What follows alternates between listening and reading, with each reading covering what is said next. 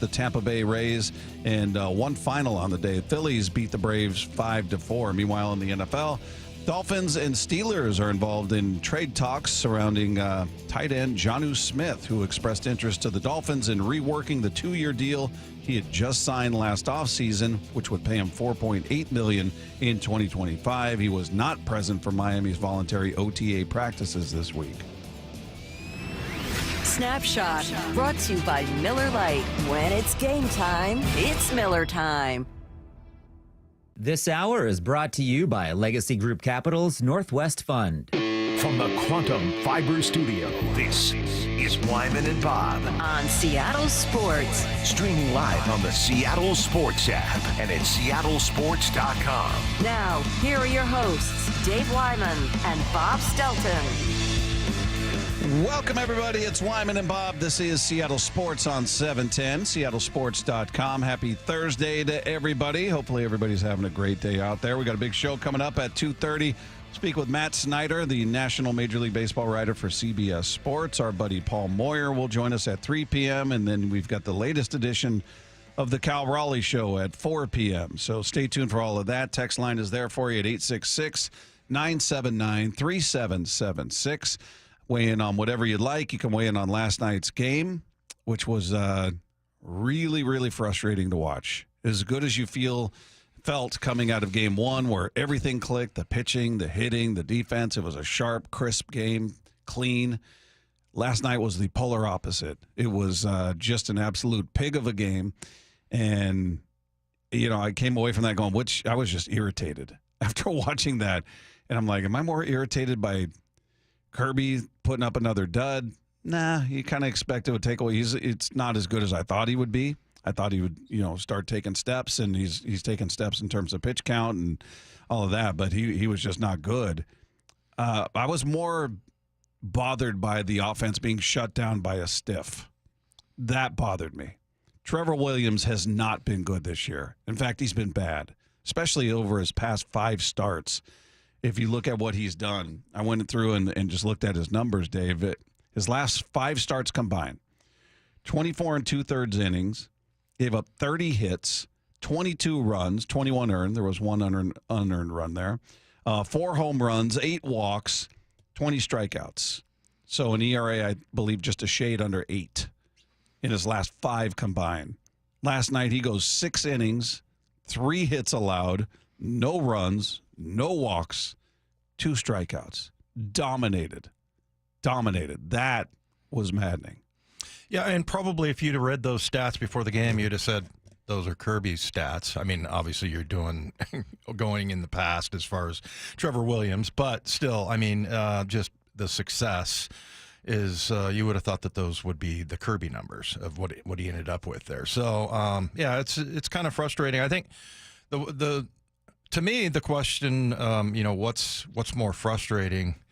To me, it's Kirby. That kind of bothers me because the reason being that maybe it does take pitchers a longer time to come back after a rehab stint, and that's kind of the situation that the Mariners are in right now. And so to me, I don't know. There's a side of me that goes, yeah. What do you mean the situation they're in? What's that? You said that's the situation the Mariners are in. Having guys coming back off of the IL. Well, I guess the difference is you've got 2 guys that'll be coming back that have had a full spring, that started the season, have starts under the belt. Kirby, he's starting over. Yeah. He didn't have spring training. He had a couple of rehab starts, and then, boom, here he is. Okay, well, I mean, I think, I don't know. I'm just kind of worried about Miller, especially. And, I don't know. What if that happens to Logan, and what if it lasts more than, a couple of games? I mean, then they're in trouble. Yeah, so that's what worried me because, I mean, look, they're piecing together the offense, and we'll see by the end of the year if another 2 guys can step up other than Cal and Julio. But, yeah, I mean, the pitching is what you worry about the most, and it just kind of bothered me. But you look at the offense, to your point, I mean, they didn't have an extra base hit. I think Mastroboni had 2 hits, but everybody else, he was the hero last night. Yeah. Williamson had a hit. Damn, they didn't capitalize on Mastroboni's awesome performance. It was brutal. It was so brutal. I mean, you look at the top of your lineup, Crawford, Polanco, Julio, Cal, Arozarena, combined 1 for 19. Brutal. It was just a dreadful night. And look, you're going to get beat. The guys are going to beat you. It's going to happen. It's baseball. But when you do it against a guy like Trevor Williams, who just has not had it, go look at his game log. He just has not had it. I think that was his first quality start of the season. And he went out there like Cy Young. And it just was too reminiscent of what we'd seen in years past, where you'd see a guy who you looked at his record, you looked at what he'd been doing, a guy who's just scuffling coming in and somehow would piece it together against the Mariners lineup. And it was just, it'd be maddening. Just, if you get dominated by Scooble or you get dominated by a gem of a pitcher out there, okay, that happens. Mm-hmm. But when you got the Schmagegi coming in who's just couldn't piece it together anywhere else, but he gets to Seattle and just shuts them down like that, ugh, it was just making me nuts. Me nuts. Oh, and it was just no fun to watch at all. And so, I was trying to think of another game like this this year. It was, the second game of the year against the A's when they got shut out 7-0 at home. And that was kind of frustrating. A similar situation as far as hits. Nobody got, I don't think, an extra base hit in that one. No. And then, you had 5 hits just like you did there. But you can always say, well, it's the second game. They're trying to figure out who they are. But, I mean, at this point, I feel like we know who this team is. And, look, if they lost 9-8 or something like that, I mean, you would think, okay, well, maybe there's just one of those guys are trying to do something different or whatever. And, different guys just didn't click or whatever. But I don't know. It's pretty, what are we, 53 games right now? 54 games? 54, yeah. So, that's discouraging that can happen to you like that. I was looking at also like the Red Sox game. That wasn't a good result. But, no, this is going to be the stinker. And the other thing is that you look back and go, they missed the playoffs by 1 game. If you look back on that game, you're going to be pissed. Yeah, well, I mean, I guess the only way to take sting out of it is they weren't even competitive. It wasn't like they lost it on a mistake or, you know what I mean? They booted a ball and allowed the winning run ultimately to score. Or something where they had it in hand and blew it would hurt more. This is one where you didn't even really compete. And you just got dominated by a Nationals team who's not great. They did come in playing well, winning 7 of 10, but they're not a great offensive team. This guy has not had a good season in Trevor Williams, and he just comes in here and locks you down. It was maddening, but you guys can text in. I don't know which was more frustrating to you, the offense being shut down by somebody like that, or seeing George Kirby go out there and just get lit up again. 866-979-3776. Kirby talked about after the game just needing to execute better, close out batters. I just didn't really quite execute as well as I wanted to with 2 outs there. Was probably, just trying a little too hard with some pitches, aiming a little bit. Just got to do better with 2 outs. That's really what it is. And then, I had first pitch kind of left some in the middle, but my curveball was really good tonight. Had a lot of good stuff going. It's just kind of getting ahead and then being able to finish guys with 2 outs and get the team back dugout. Yeah, and he said something also about the lefty, because everybody was talking about the entire left-handed lineup, and and that's a disadvantage, I guess, for a right-hander. He was saying, bring on the lefties. I don't care about that, but Logan Evans sure didn't have a problem. No. That was all for a right-handed pitcher, all left-handed, and so I don't know. It was kind of scary to me that I don't. It's not like I don't think Kirby is going to come back, but I'm just like, are we going to have to suffer through this? Like, when Logan comes back, is it going to take him 2 or 3 games, or you have a few games like this where you have a team that just shouldn't be hitting and they are, and so I don't know. I mean, I'm always talking about getting back to where they were last year, and they have a chance to have the entire rotation that they had last year intact. But how long is it going to take? How long is it going to take for Logan and for Kirby? And same thing with Miller. Yeah, kind of worries me a little bit. It's a good question. I don't know. Everybody's unique and handles it differently. I guess I'm allowing a little more grace for Kirby, just like we said, because He didn't have spring training. He hasn't pitched from the first week of March all the way up until his rehab starts. Yeah, but it's funny, even knowing that, I still thought that Kirby would be a guy that would come out and just be very intense and locked in, and he just didn't look like that at all. So, yeah, it was kind of frustrating. We've seen him before, and things go wrong for a little while, but he usually fixes it. So, yeah, that was brutal, man. I don't know. It was different. I was just kind of, I know somebody's going to get pissed because I'm comparing it to football, but I just remember thinking after I left the stadium last year with the Rams, they lose 26-20, and somebody was like, man, we've lost 5 of our last 6. And I'm like, really? Damn. I mean, it just didn't occur to me that as much. And I feel like a performance like that from the Mariners, especially when, they're such a good team and so well put together, and the pitching and everything, it just kind of slaps you in the face, even though it's one of, it's much more insignificant as far as what it means for their record. But still, it just, I don't know, it just kind of hits you differently. You feel like, okay, we're at a point where, okay, if we lose 9-8 or 9-7, okay, you're going to lose those kinds of games. But this one just entirely went back to, square one. Yeah, I think there's probably some debate as to how well put together this team is. I think they've been performing well, certainly well beyond expectations, but we've seen, guys revert back a bit, some a lot. In the case of Polanco, has gone way the other way from what he was. So what's a realistic expectation for the way this team is constructed with the pieces you have? Look, you can't, Lefko's asking, can the Mariners win games if the top of the order isn't performing? No. Yeah. No, they can't. They cannot. There might be a game or two here or there where Wu goes out there and locks somebody down, or Castillo goes out there and locks somebody down. We'll see about the other 3. But you need those guys. You can't have them just go dark the way they did last night. And again, I don't want to make a mountain out of a molehill. It's one game, but it was really disconcerting. It was really frustrating to watch. Again, if it were a stud out there, okay. That happens. You're going to get shut down, man. There are some brilliant pitchers in this league, and it's really hard to hit the ball. And, with all due respect to Trevor Williams, he's a big league pitcher, but he has been scuffling. Go look at his game log. He's just not been good. And it's not, hey, it was just his last start or his last couple, but he was good before. No, I think this is his first quality start of the season, and it's just a lockdown job. So that just was maddening, but you look at it, they're a half game in front of the Astros now. Mm-hmm. 1 half game. Are they going to, are the Mariners going to be in first place at the end of the homestand? End of the series? Are they going to, after tonight, will they be in first place? I mean, where are they going to be when this homestand's done, do you think?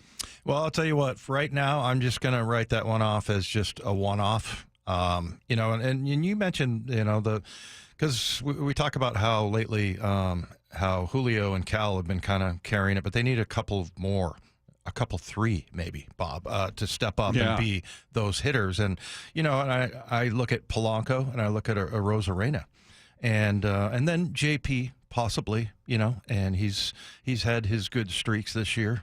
But yeah, I mean, all of those guys going, what you say, 1 for 16? 1 for 19. 19, my gosh. Top 5 hitters. Yeah. Yeah.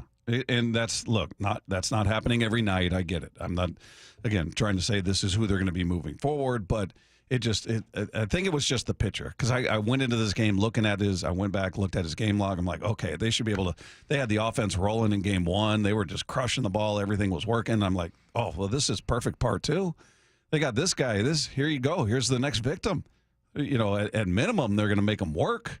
They're going to, have some high stress innings out there for him. Nothing. Yeah. Dude, just breeze through that start. Yeah, you know what? I got pissed off and turned off the game at the end, so I didn't see any of the post-game stuff. I switched over to Frazier. That's my go-to right now. But yeah, I don't even know. Did you hear Dan's interview afterwards? Like, how do you explain something like that? You don't really. You're like, hey, if there's some good at-bats, these guys are out there trying. He's going to give you the general. Yeah. I felt bad for him. Thought Kirby looked really good.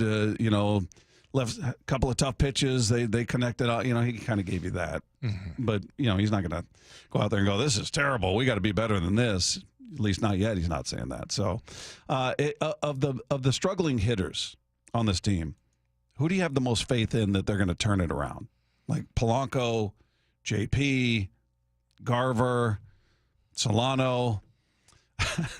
Well, we'll talk about later. I might be a little bit optimistic on our guy Donnie Barrels, but to me, Polanco, I would say. I mean, he's got the track record, and then, last year certainly not great, but I mean, he's had some flashes of absolute brilliance. I mean, you look at this year. I mean, he's on a pretty healthy skid right now, but the first 22 games, man, 384, 9 home runs, and that's when he had like a ridiculous number of strikeouts, like 9 at that point after 22 games. So, yeah, to me, I mean, I feel like he's the most reliable. We've seen enough of him that I think. Who do you think? I should trust JP more than I do, but I trust him to get back to not what he was in April. He was just being that guy that's working his way on base. JP's not a home run hitter. He did have the one big year for him. I'm not expecting that from him. I'm expecting him to work his way on base and take pitches, and he does that probably better than anybody in that lineup in terms of the number of pitches he sees per at bat. I don't have the numbers in front of me, but that's what my eyes tell me. Maybe there's somebody that sees more pitches than him, but he seems to have a knack for working that count, whether he ends up, walking, striking out, popping up, whatever. Feels like the guy's seeing a minimum of 5 pitches per plate appearance.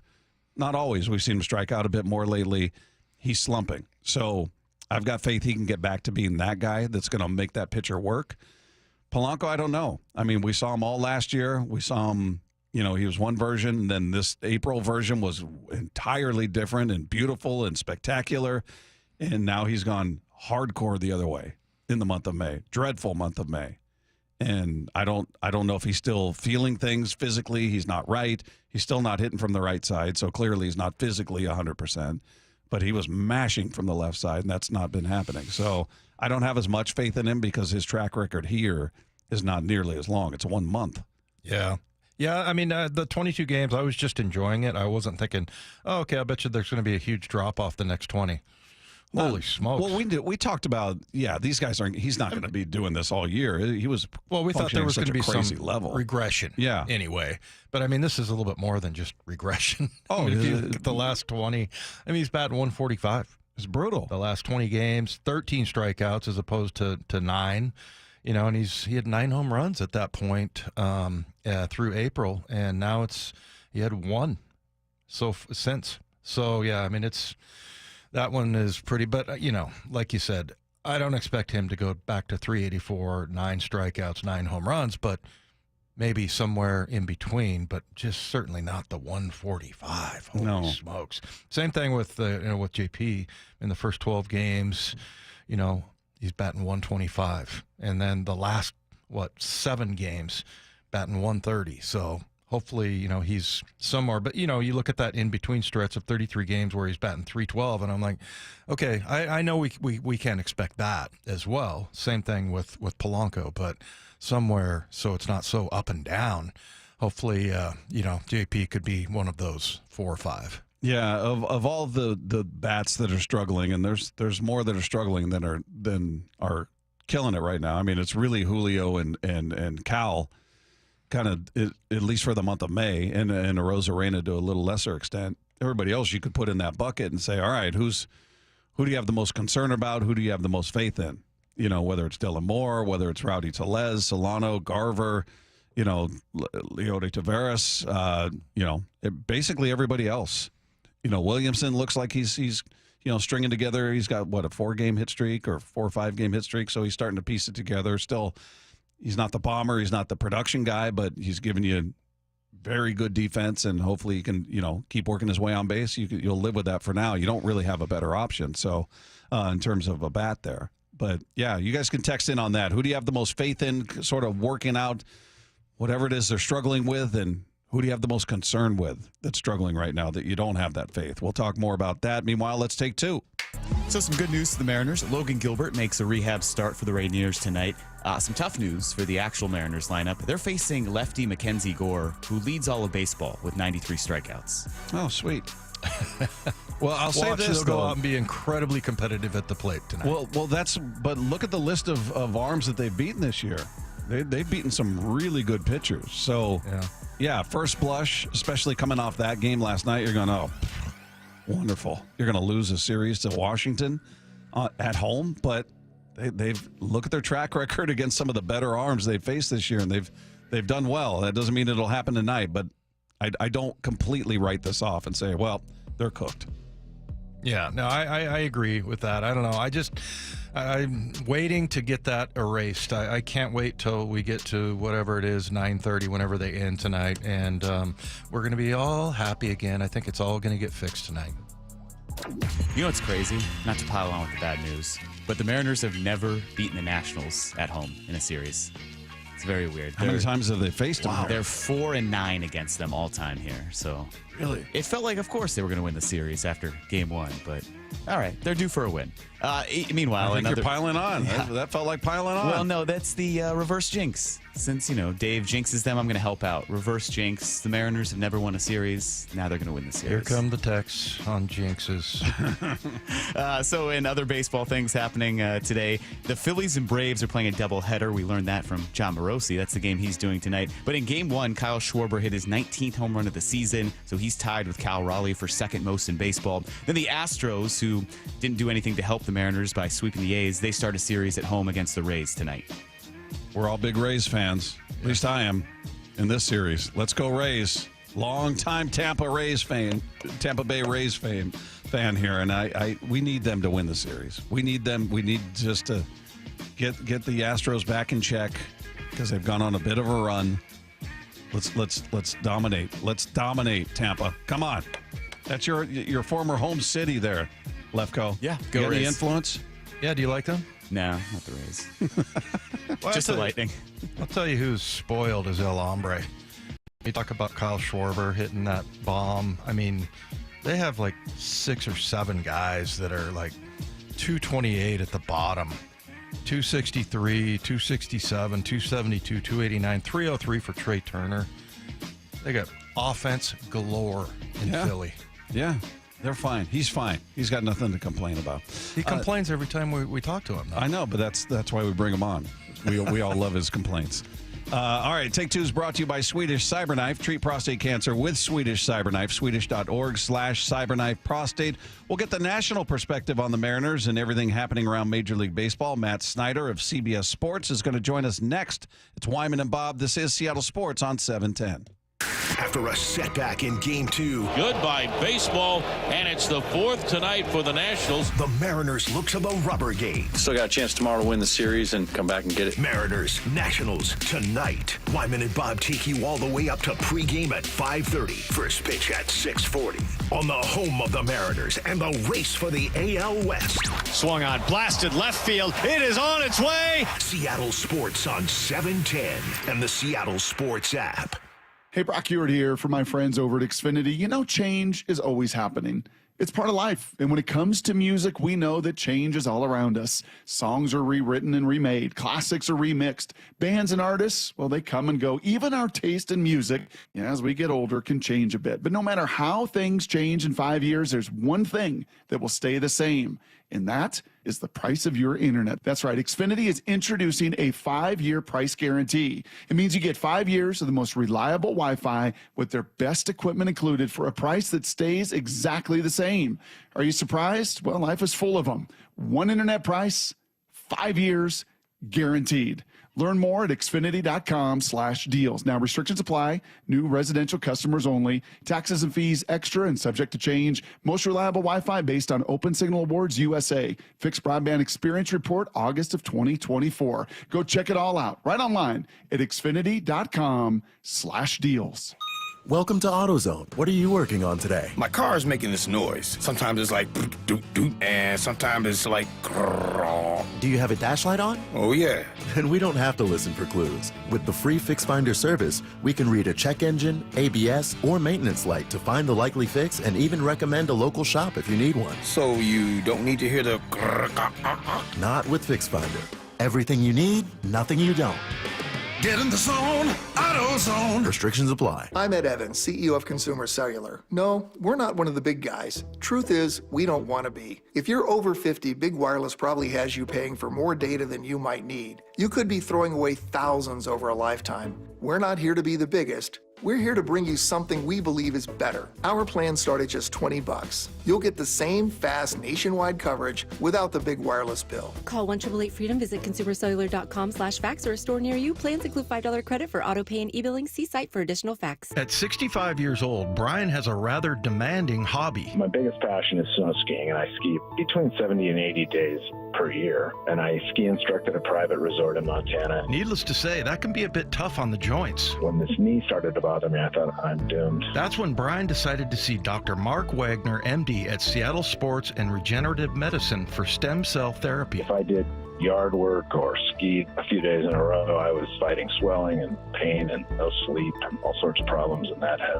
absolutely gone away. So are you back on the slopes? I mean, I had a 14-day stretch with clients where I skied every day and I had no problem. It was fine. It was just like, I felt like new. So I'm guessing you would recommend this to others. Oh, I already have. I've told everyone that'll listen. Whether it's a shoulder, hip, or knee, before you choose surgery, consider stem cell therapy with Dr. Mark Wagner, MD, at Seattle Sports and Regenerative Medicine. Schedule your consultation at drmarkwagnermd.com. It's really, truly a miracle.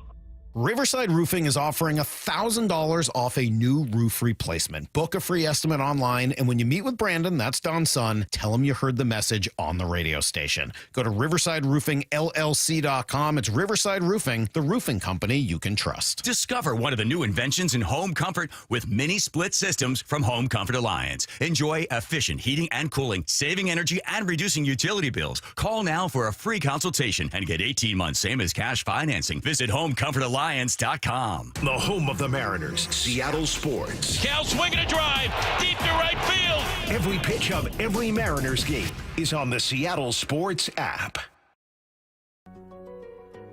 So I formed Davis Law Group about 30 years ago, and I would get, the same questions from people about what to do in the case of an accident. Do you need a lawyer? To the point where I decided that I would at least write a book which would answer the common questions that I would receive as a lawyer. Once I wrote my first book, it proved to be hugely popular. I decided to write then a series of books in different accident cases so that we could really teach people about their rights, how to protect them, and how to decide on whether they need a lawyer and what lawyer to hire. I've found in my career that having a client that is educated and knowledgeable about their particular type of case really helps the client and also usually ends up making the case or the claim more successful.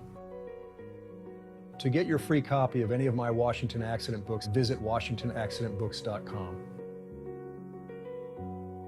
Hey, Mike Salk here, and great news this August. Luxury awaits at Snoqualmie Casino and Hotel. Yes, the hotel is finally opening. You can book now for an unforgettable summer experience at snocasino.com. Breathtaking views of the Cascades in Snoqualmie Valley, an expanded non-smoking gaming floor, awesome destination spa, a 2,000-seat entertainment space and convention center, and yes, new food venues, restaurants as well. You can book at snocasino.com. Seattle's closest. It's now Snoqualmie Casino and Hotel. Feeling lucky? Don't miss the Lucky Classic Collector Car Truck and Boat Auction, Saturday, May 31st at Tacoma's LeMay Marymount Event Center. Hundreds of cars, vintage, muscle, exotic, classics, trucks, boats, and more. Saturday, May 31st at Tacoma's LeMay Marymount Event Center. Millions of dollars in inventory, many must sell with no reserve whatsoever. Get lucky, get local, and get in line for the Northwest's greatest collector car auction. Auction details at luckyoldcar.com. This hour is brought to you by Legacy Group Capital's Northwest Fund. Wyman and Bob. From the Quantum Fiber Studio. Weekdays 2 to 7. On Seattle Sports and 97.3 FM HD2. Mariners getting back to it tonight, Game 3 of their series against the Washington Nationals. We'll talk more about that, but let's get a national perspective on this team and everything else going on around the world of baseball. Matt Snyder of CBS Sports joins us, National Major League Baseball writer. I'll get that in English for CBS Sports. He's with us on the Emerald Queen Casino Sportsbook Hotline. How are you, Matt? I'm very, very good. How are you guys? Not so good right now. After last night, we're not feeling so awesome. That was just a pig of a game where, Kirby went out there, got lit up. This offense absolutely got locked down by a guy who just has not been good this year at all. Bit frustrating. I'm curious from the national viewpoint, Matt, when you look at this Mariners team, do you buy a first place team? They're sitting there by a half game now. Do you look at that and say, that's where they should be, or they've been maybe overplaying? They've been above what you expected. Well, it's interesting because I just don't feel like I trust them. And I'm probably not alone when I'm talking to people in the Seattle area. I know you guys have been let down many times. But when I look around the rest of the division, I don't trust anybody either. So, I'm thinking in terms of, hey, do they look like a first-place team right now? No, not really. But they are the worst first-place team out of the 6 divisions, and somebody's going to have to win the West. So, honestly, I think almost by process of elimination, I do end up back on the Mariners right now. We can right away throw the Angels and A's out. I know the Angels got close to 5, but actually I think they did get back to 500, but then they fell back apart. But no, they're not going to stick around. I had the Rangers heading into the year, but I'm done with them. I mean, we're past Memorial Day now. It's over. Offense, it's been long enough. I thought heading into the year, okay, the rotation's going to be a question mark. The offense is going to be awesome again, like it was in 2023, but just like Semien looks cooked, Adolis Garcia looks cooked. Wyatt Langford's more good than great. Seager's back off the injured list, but how long until he goes back on it? I don't know. I just don't really seem like they should be trusted. So you're back to the Astros. And this year's version of the Astros just do not scare me at all. And so now I go back to the Mariners, who, when they were really hot, man, that offense looked like, okay, this is what you guys were looking for, right? Because it's that for the most part, the pitching is going to be there. You have a good rotation. I mean, there are some holes in it at times, and every once in a while you get a stinker like last night. But generally speaking, the rotation is there. The bullpen, for the most part, is there, especially that Munoz is ridiculous right now. So I think that, I guess that's my long answer. Sorry it took too long, but I end up back to high 80s in wins, but that's probably going to be good enough in the AL West this year. Well, Matt, when you look around at, and our big problem this year has been, pitching and injuries, and coming back off of, the injured list, and Kirby, the guy last night, obviously he didn't have spring training or anything, but what's a realistic, as you look around the league, pitchers coming off of, because if we get that rotation back, feel pretty good, right? But yeah, I mean, I think how long should it take? You can look into, I mean, it's going to be several starts. I mean, he's had 2 right now. So Spencer Strider has had 3, for example, coming off Tommy John surgery, and that's always going to be a long timetable.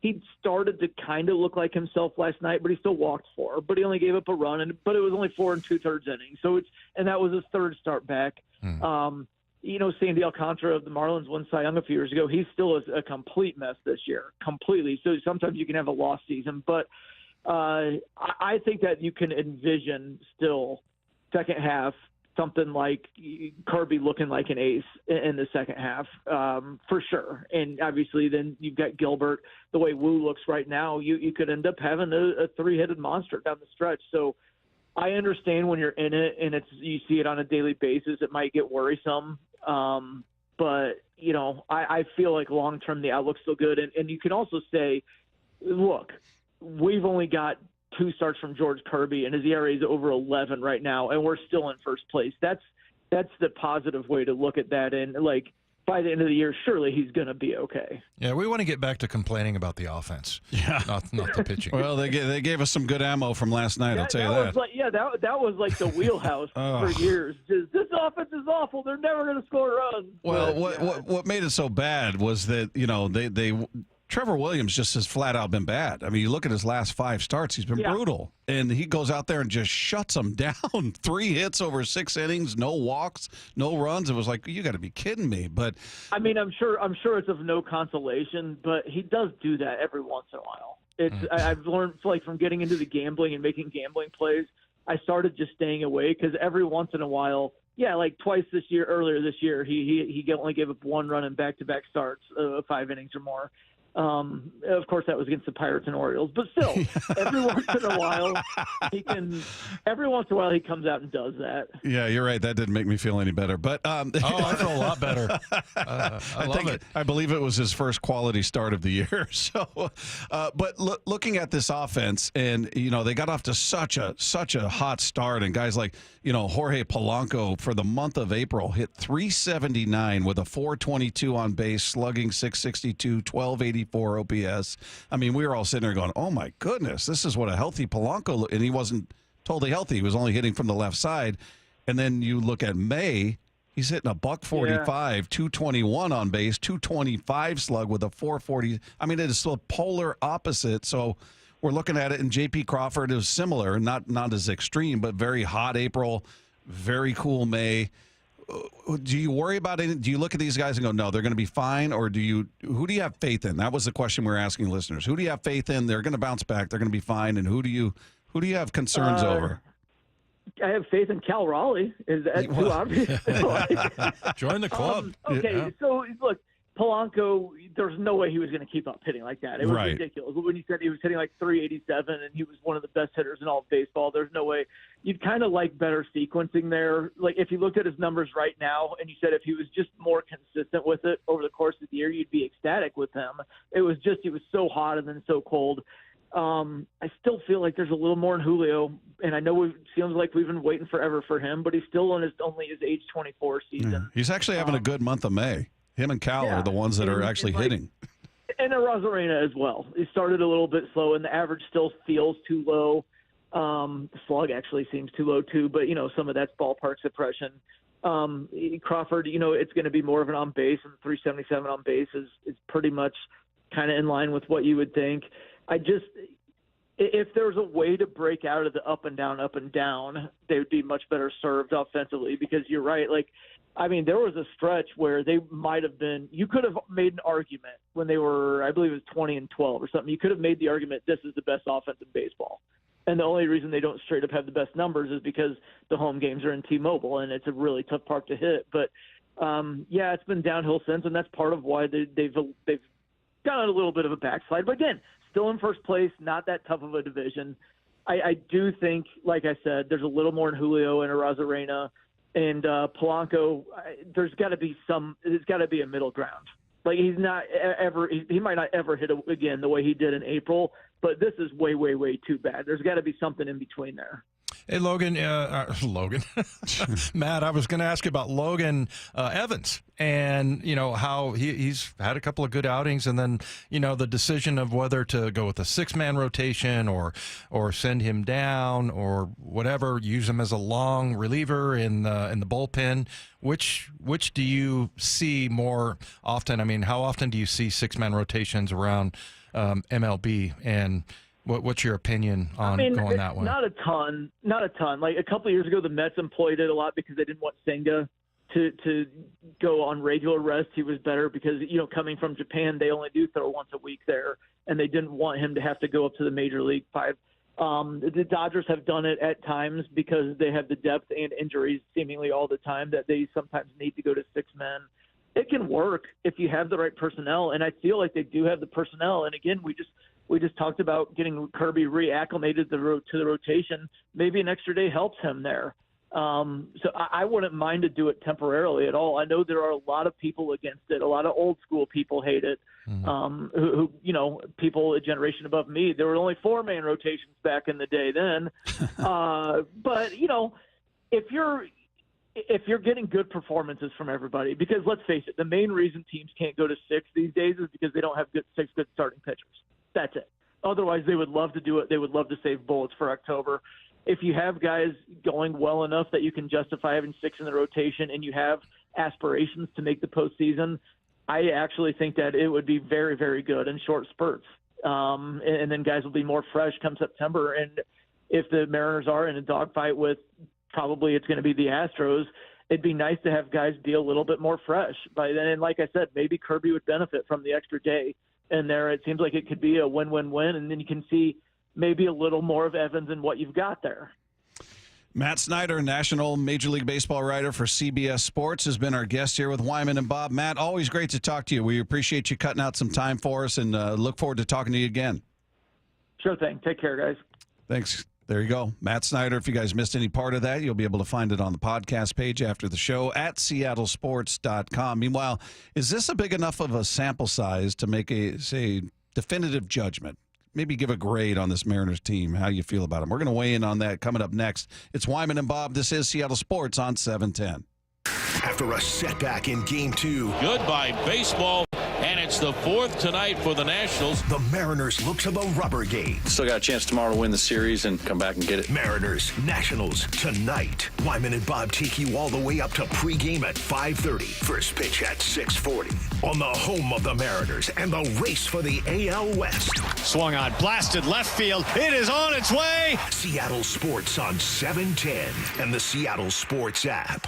Dave Wyman joined by the mayor of the city of Lacey, Andy Ryder. Andy recently underwent successful treatment for prostate cancer. His treatment method? Swedish CyberKnife. Andy, what would you say to anyone considering prostate cancer treatment? I'm feeling very confident about my treatment with CyberKnife. I absolutely recommend it for anyone who has been diagnosed with prostate cancer. Reach out to Swedish CyberKnife directly at swedish.org/cyberknifeprostate. Treat prostate cancer with Swedish CyberKnife. I've never had any complaints about my performance in the bedroom. But after turning 40, I noticed my libido just wasn't what it used to be. That's when I reached out to Revive Health. Their team knew exactly what I needed, which is why today, my wife and I are both more satisfied than ever. If you're ready to book your free T-check, text BOOST to 65555 or visit ReviveMen'sHealth.com to schedule your appointment. Message and data rates may apply. Message frequency varies. Text help for help. Text stop to cancel. See privacy policy at ReviveMen'sHealth.com/privacy-policy. For info on how opt-in info will be used and terms and conditions at ReviveMen'sHealth.com/terms of use for terms of short code service. This just in. The NFL schedule has dropped, and you know what that means. It's go time. Adam Schefter here with the Insider Tip. If you're trying to catch your team live this season, Vivid Seats is the move. For the best selection of games and seats, it's time to snap your tickets up now. Vivid Seats has great deals on great seats and the only rewards program in the game. It's no wonder they're the official ticketing partner of ESPN. So don't wait. Head to vividseats.com or download the app and lock in those game days.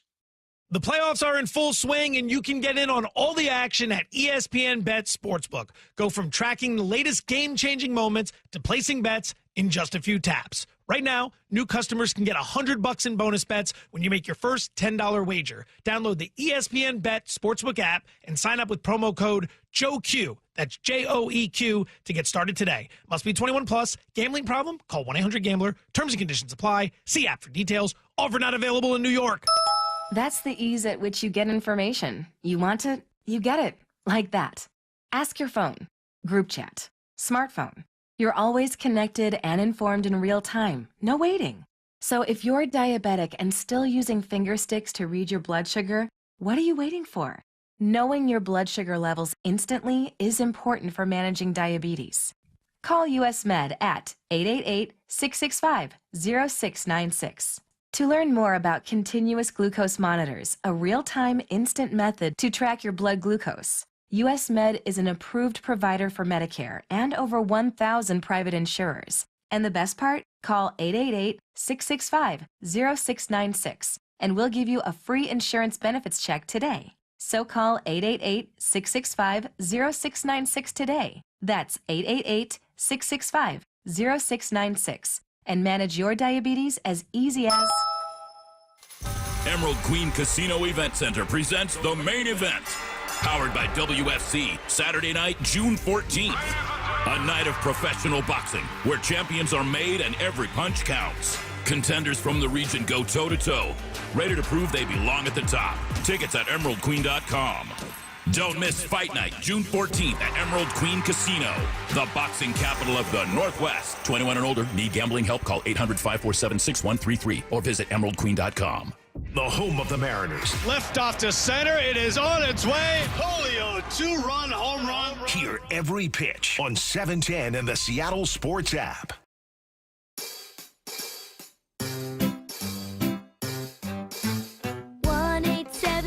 Cars for Kids. KARS Cars for Kids. 1-877 Cars for Kids. Donate your car today. 1-877 Cars for Kids. KARS Cars for Kids. 1-877 Cars for Kids. Donate your car today. Donate your car today at carsforkids.org. That's cars with a K. Your car, running or not, can be picked up as soon as the next day. You'll get a maximum tax deduction and a vacation voucher. 1-877 Cars for Kids. KARS Cars for Kids. 1-877 Cars for Kids. Donate your car today.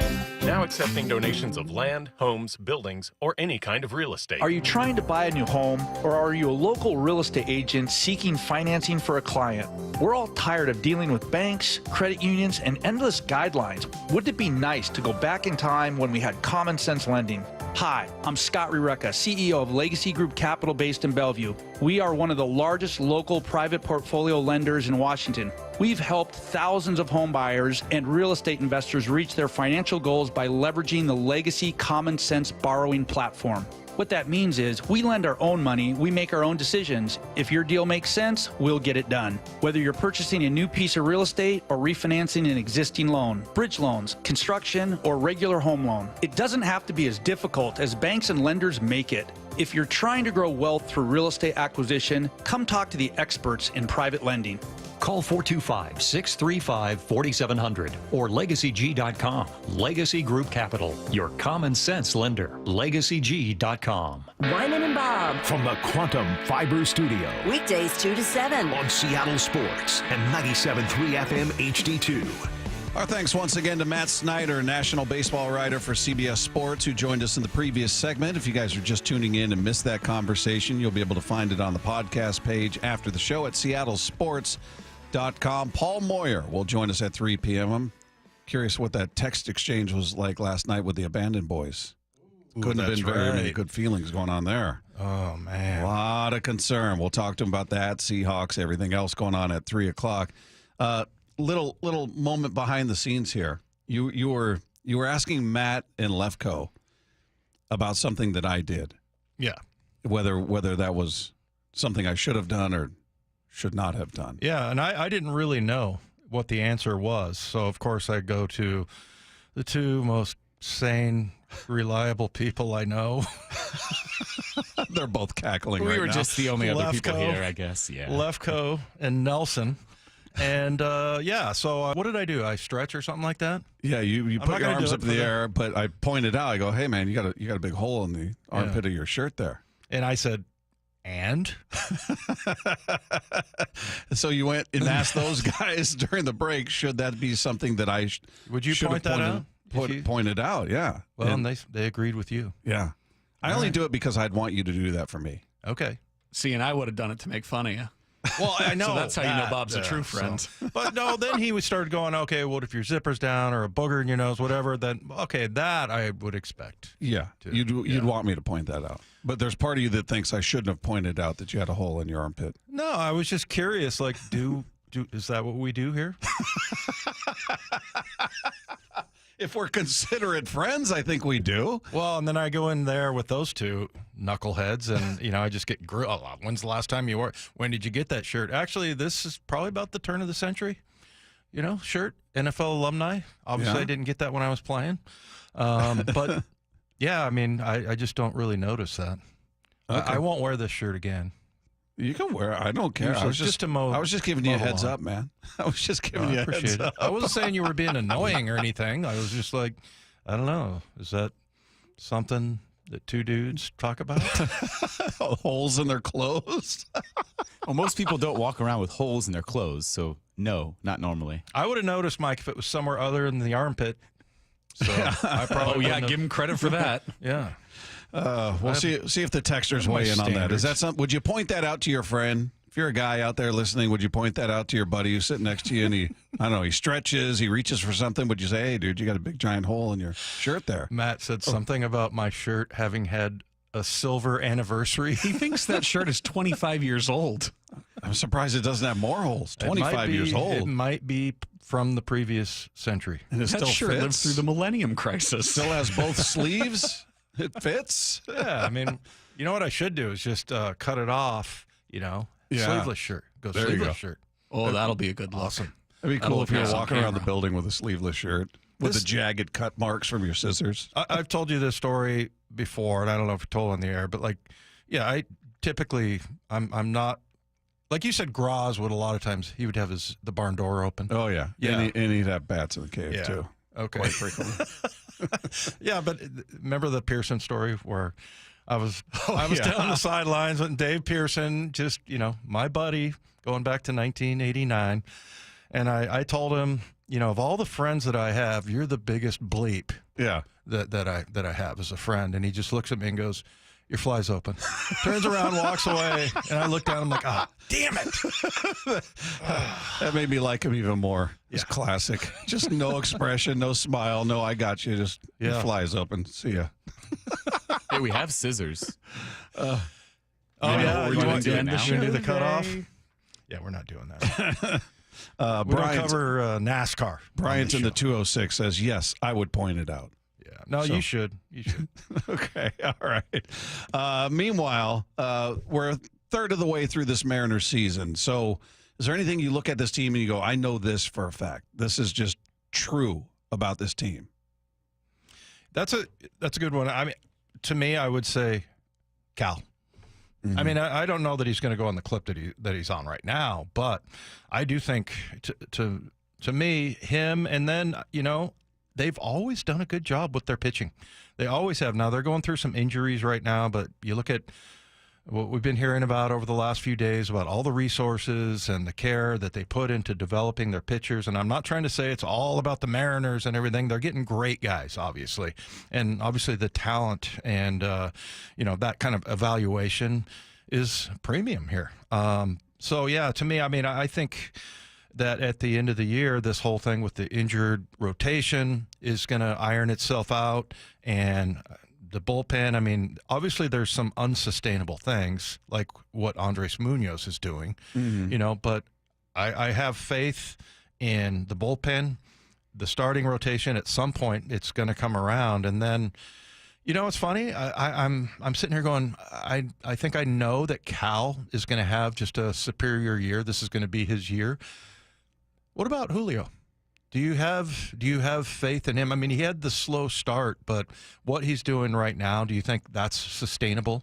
Oh, 100%. I think he can be better than he's been. And he's, for everybody that complains about him, I would say go look at what he's done in the month of May. He's hitting 281, 317. He's hit 6 home runs this month with a 490 slug. Right. 490, 806 OPS is what I was searching for there. But, I think he's starting to get where he's going to be. I don't think he's peaked by any stretch. But is he going to be consistent, though? Because, I mean, we've seen this over the last few years. I mean, there's been like a month and a half that's been just ridiculous over the top, and then we'll see him cool off a little bit. And maybe, look, we've heard this so many times from different analysts that, there are some guys are just slow starters. And if that is the case with him, that's fine. But, is he going to go into another slump, do you think, or are you confident that he can be, I think he'll end up – I feel like at the end of this season we'll look at it and say this was his best season. How about that? Yeah. It doesn't mean there won't be a slump in there. I mean, there's just too many games. Cal will hit a slump. Somebody's going to hit a slump. Sure. It's just how it goes.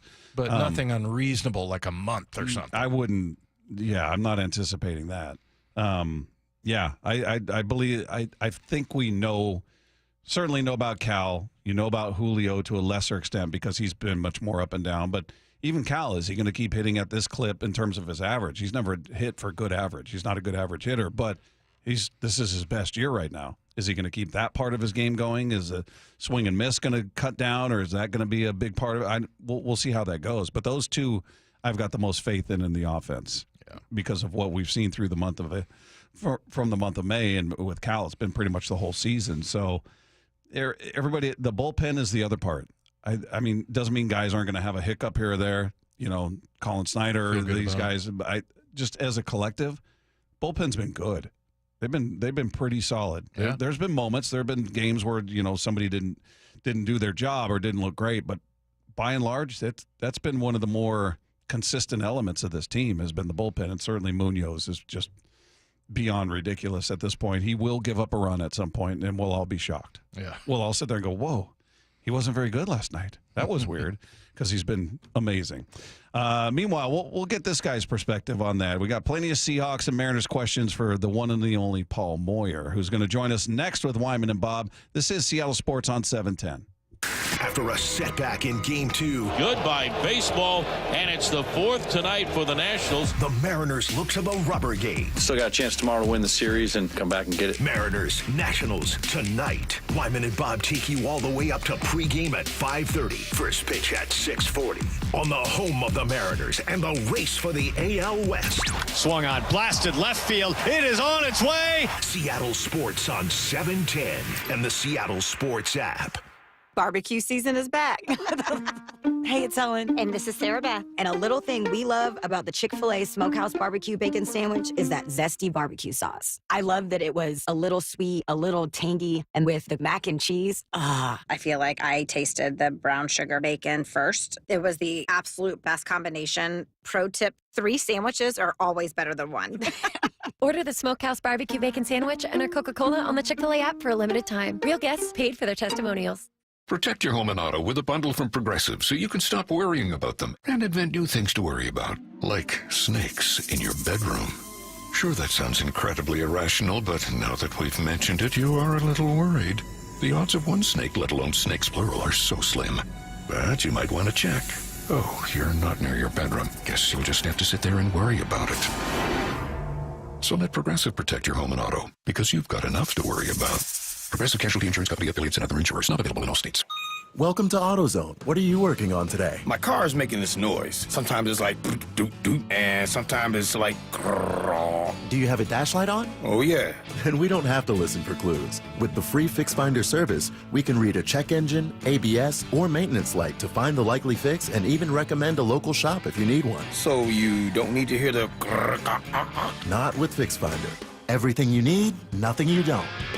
Get in the zone, AutoZone. Restrictions apply. I'm Ed Evans, CEO of Consumer Cellular. No, we're not one of the big guys. Truth is, we don't want to be. If you're over 50, Big Wireless probably has you paying for more data than you might need. You could be throwing away thousands over a lifetime. We're not here to be the biggest. We're here to bring you something we believe is better. Our plans start at just $20. You'll get the same fast nationwide coverage without the big wireless bill. Call 1-888-FREEDOM, visit consumercellular.com/facts or a store near you. Plans include $5 credit for auto pay and e-billing. See site for additional facts.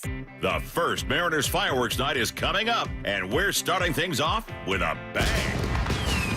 Be here this Friday for our K-pop fireworks show, presented by T-Mobile, after the team takes on the Twins at 7:10. Jorge Polanco, his second home run of the night. He is absolutely on fire. Get ready for an epic dance party as we light up the sky with a post-game show powered by the biggest global hits, fireworks, and Mariners baseball.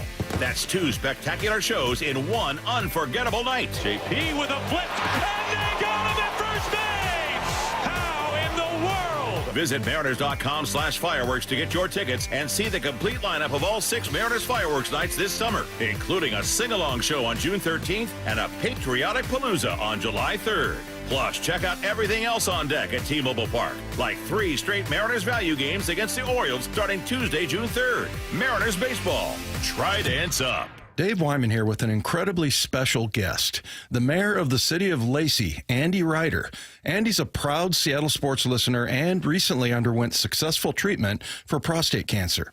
His treatment method? Swedish cyberknife. Andy, tell us about your treatment. The entire treatment was just 5 days, less than an hour a day. I spent more time commuting to the appointment than actually being in treatment. Any side effects during or after? I've had very few side effects. I've been very lucky to not have some of the side effects that I was worried about with other treatments. What would you say to anyone considering prostate cancer treatment? I'm feeling very confident about my treatment with CyberKnife, and I absolutely recommend it for anyone who has been diagnosed with prostate cancer. Thank you, Andy, and congratulations. Reach out to Swedish CyberKnife directly. You don't even need a referral. Go to swedish.org/cyberknife prostate. Treat prostate cancer with Swedish CyberKnife. Hey, it's Ryan Roland Smith for Eastside Weight Loss Clinic. I dropped 30 pounds, and honestly, I feel amazing, and it has been so easy to keep off. But I didn't want to just lose weight. I wanted to be in the best shape of my life. Look, I'm in way better shape than what I was even when I was playing.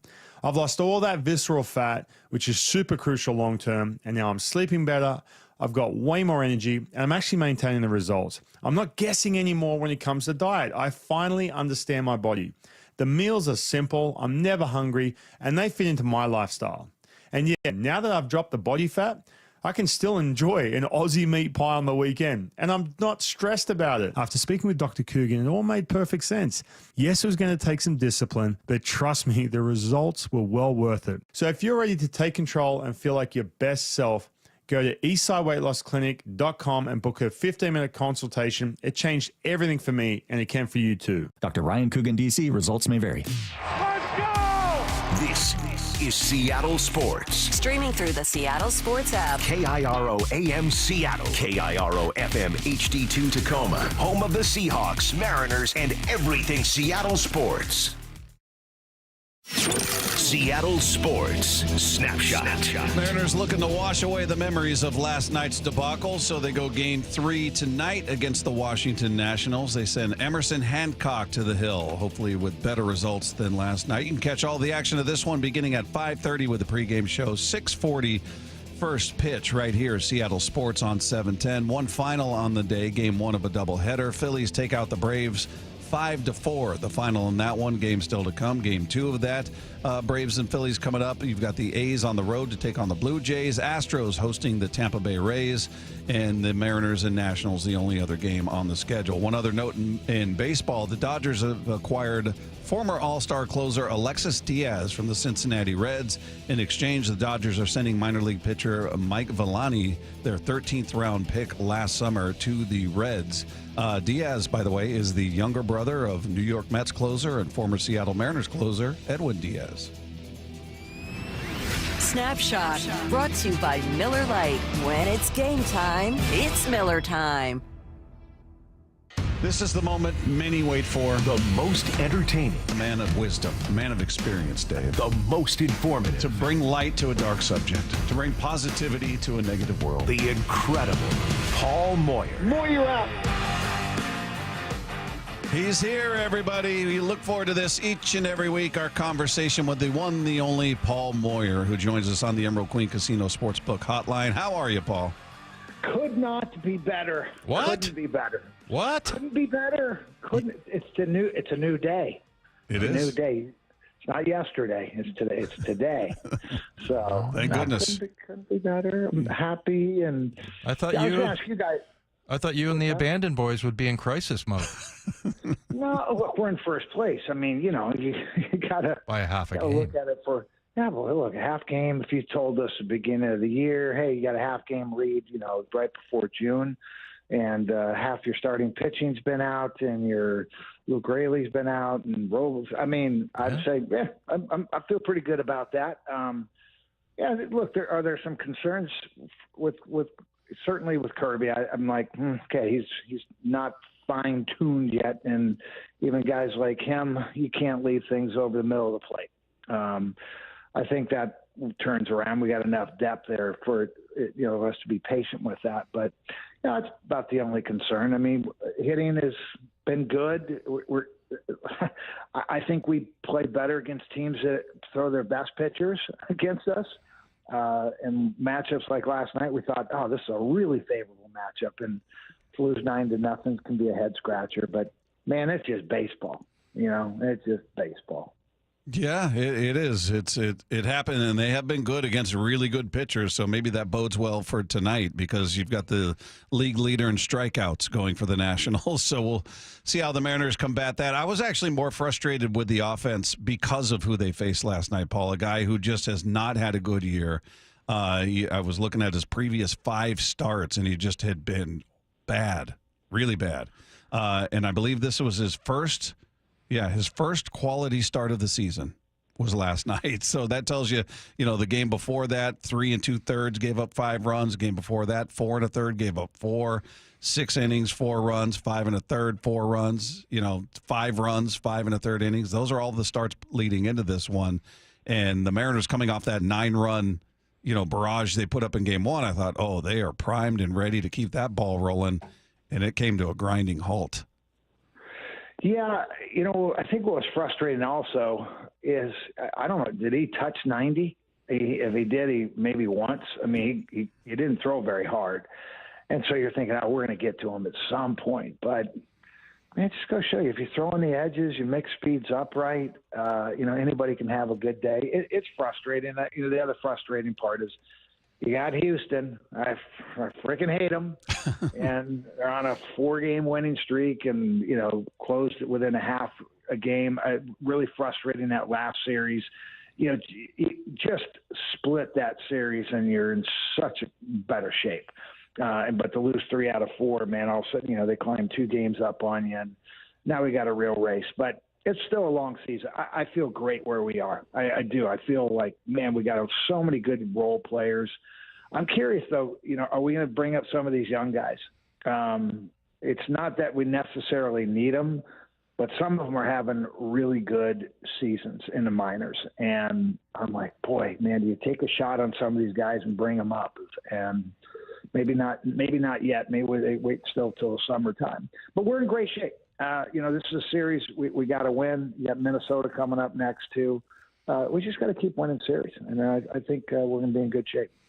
Paul, how many guys do you think it takes to be, to have solid hitting? I mean, we were just looking at the Phillies, and it's ridiculous. They have like 6 guys that are batting, 250 and above. And but for the Mariners right now, Cal looks really solid. Same thing with Julio. Is it Rosarena? I think typically is in there, but is it Polanco? Do you need Polanco to come along? Maybe JP, or who by the end of the year do you think is going to be like the solid contributors at the plate? Yeah, I think you need 3 or 4 guys hot, and you don't need them to be the same guys every time. Statistics in baseball can be so misleading. You got a bunch of guys hitting 250 and above, but if it's not done properly, it's just a statistic to you. You got, obviously, Polanco is cooled off. That's fine, as long as Cal Raleigh and Julio and, JP are hitting well.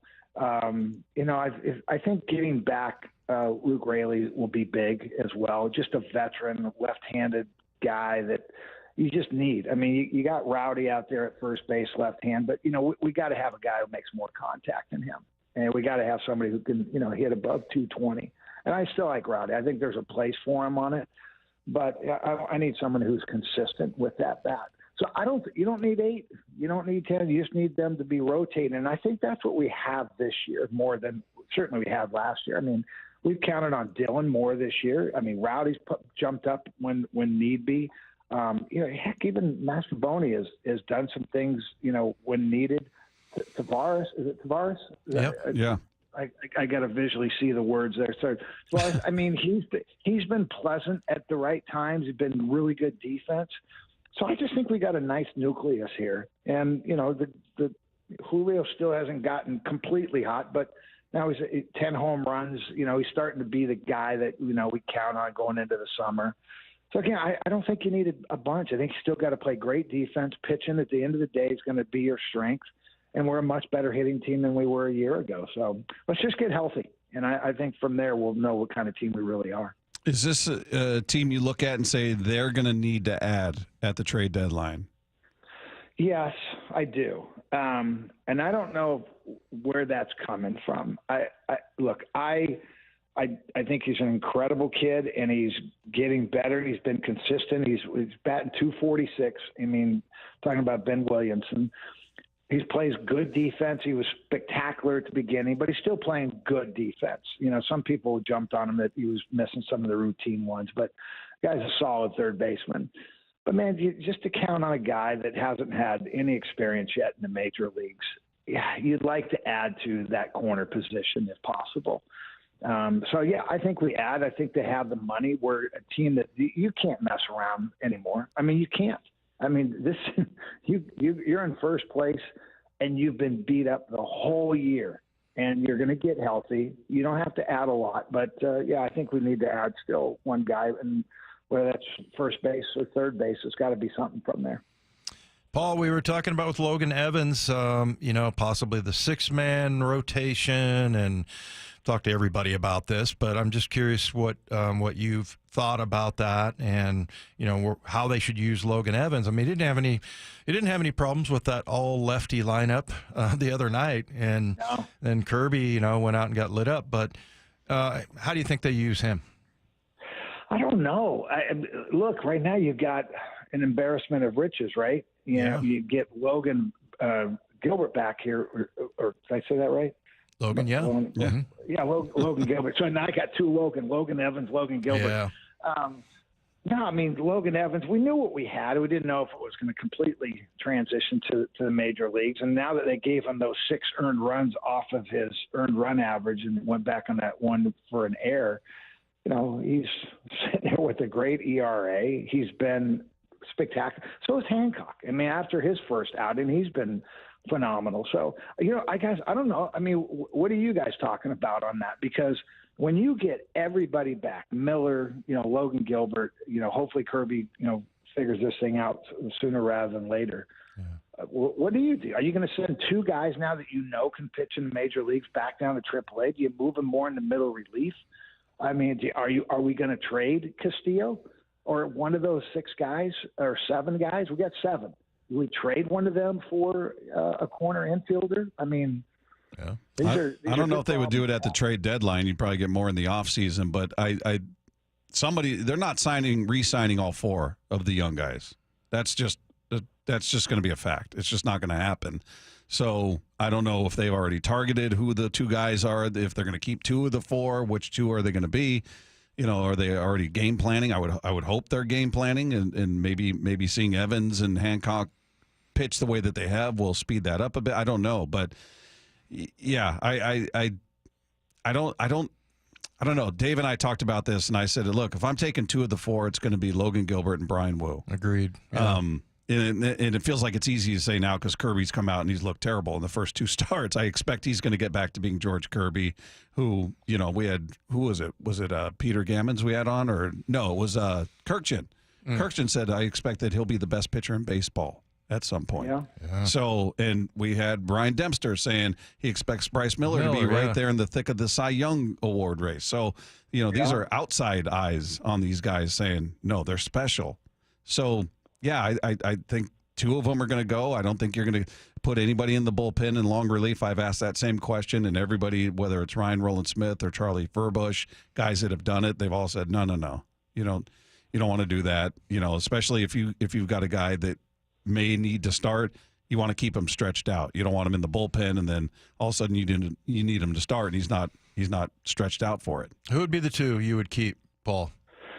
Well, because we have such control over all these, for sure, I'm going with Logan Gilbert. I mean, Logan needs to be your Randy Johnson brand, right? I mean, you've got Cal Raleigh, you got Julio. To me, Logan Gilbert, his competitiveness, his leadership, you want to lock that guy up for as long as you can. And he's also a workhorse. I mean, he went on IL and he's coming right back off, right? So I imagine he'll get right back to where he was pretty quickly.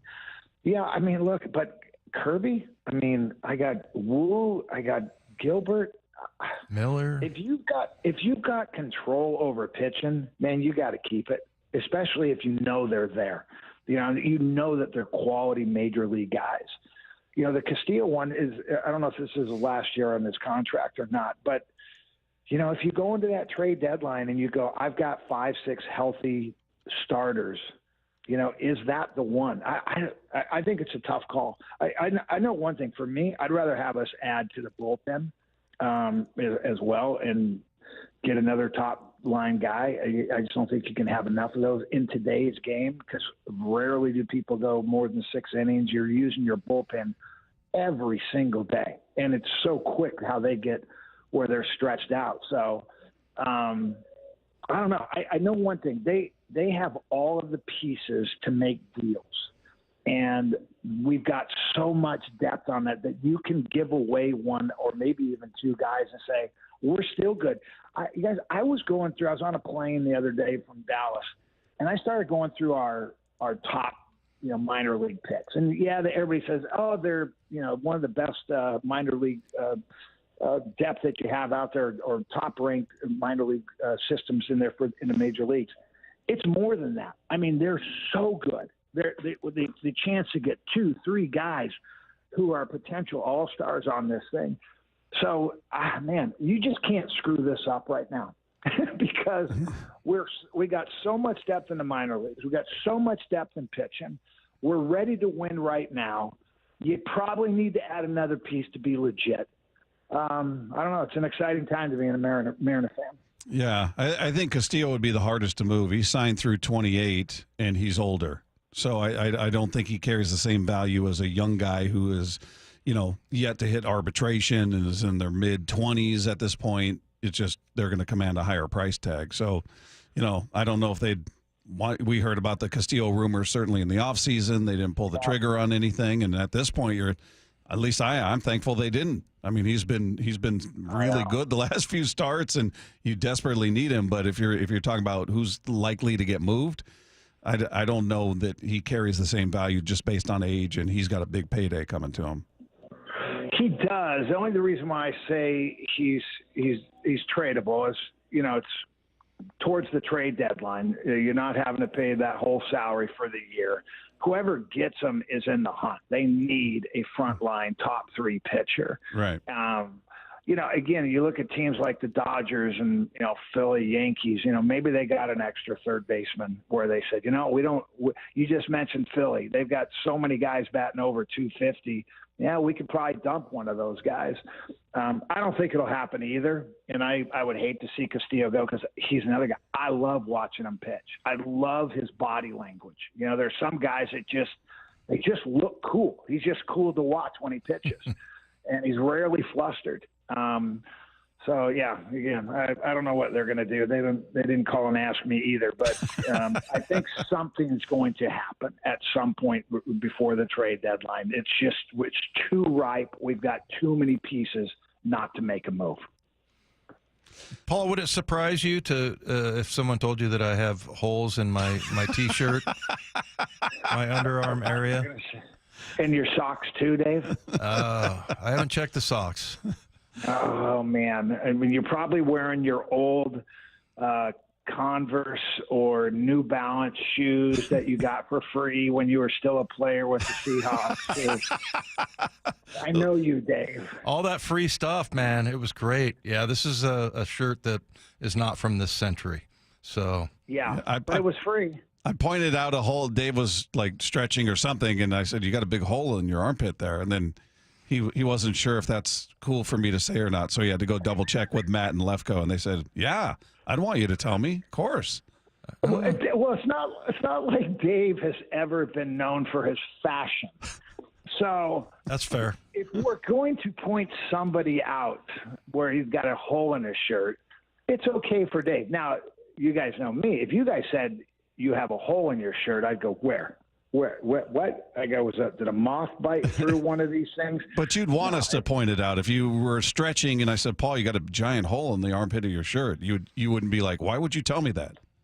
Bob, I promise you, I would never have a hole in the pit of my arm or shirt, and I would notice it, and I throw things. So that's what I mentioned with Dave. I go, he probably has a little hole in one of his socks. As soon as I see, it's starting to fray, I throw them away. Yeah. Dave knows that's fashion. I'll wear socks with holes in them. There's no question. Anyway, Bob said you got a hole in your armpit, and I was like, and what? Yeah. What else you got? I was surprised by that. Yeah, I just did it because I'd want him to tell me. If I didn't know I had a hole in my shirt, I'd definitely want him to point it out. Oh, my gosh. Well, Dave wasn't surprised, obviously, when you told him. Yeah. Hey, one thing we were talking about with the Seahawks this week is sort of the national perspective. And I know we've touched on this briefly, but there were a couple of comments that we read, that we listened to cuts, and national voices pointing out that in their opinion, the Seahawks were one of a handful of teams that didn't improve in the offseason, and some saying they got worse in the offseason. Thus, the projection of a 7.5 or 8.5 win total. And it was a few different voices, and I was, Dave and I are sitting there. I'm going, are we drinking the Kool-Aid? Or are we missing something that's obvious to the rest of the football world that we're just too close to the product to say, yeah, this is a worse team? I expect them to be a double-digit win team. Is that lunacy? No, well, I think they will be too. And just looking at their schedule, I think we should have a pretty good start to it. Bob, I think it's just perception. What's the perception? Well, Geno Smith and DK's gone. I forgot him already. That's how quick I am, you guys. Move on. Hey, moving on. And I heard somebody. It must have been on Bump and Stacy's show, and they were going through the decline or the drop from DK to Cooper Kupp, and I'm like, well, first of all, completely different players. You're not. JSN's our number one. He was number one last year. Two, it's going to be a completely different offense. So they're just not looking into, all right, how did the Seahawks make their changes this year going into with this new offense? And look, I do believe probably more than others that I think Anthony Bradford, if he gets in shape and plays the way he's capable of in the running game, he's moved people before. Everybody has thrown away Christian Haynes already. I go, let's let him get into a second year, right? Let's let him gain a little bit more weight, work with the professional coaches who know his strengths and weaknesses and see what kind of jump he's got there. And then obviously, our number one in Zabel and, Charles Cross, and hopefully Abraham Lucas is healthy. Our offensive line should be much improved. And I love what we did with the tight end and going to more of a fullback look. They're just discounting what did they do to add to the pieces for the type of offense we have. And they're also looking at it's purely about our offense. They're not looking at our defense right now. So I don't know. I think it's more perception. I'm great with it. Again, I think I don't even know surprise, because I don't think it's going to surprise any of us if we win 10, 11 games this year and make the playoffs. National media, they're the ones who are going to have to eat the crow what they were talking about. But they're just discounting way too much of what we've done and giving way too much value to DK and Geno leaving. Paul had 12-5. You had 12-5? Yeah. I was 11-6. Well, okay. Yeah. All right. Well, mine was a little bit of a stretch, but save the audio. I went through each one. And made my reasons why I think we'll win those games. I think we're all drinking the same Kool-Aid. I hope we're all at the end of the year going, once again, national perspective was wrong, because they had them, 6 wins last year, something like 6.5 was the number. So we'll hopefully all three of us will be gloating. Paul, as always, we appreciate you. Great stuff. And I make this promise to you now. If I ever see you with a hole in the armpit of your shirt, I'm going to point it out to you. You won't see it. You won't see it. I will do the same for you. That's what friends do. Absolutely. You guys I leave will me welcome out that. of this. Dave will just let him walk around with it.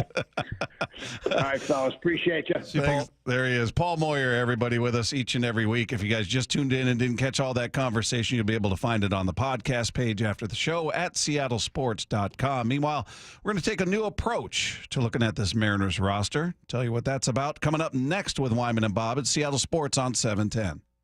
after a setback in Game 2. Goodbye baseball, and it's the 4th tonight for the Nationals. The Mariners look to the rubber game. Still got a chance tomorrow to win the series and come back and get it. Mariners, Nationals, tonight. Wyman and Bob take you all the way up to pregame at 5:30. First pitch at 6:40.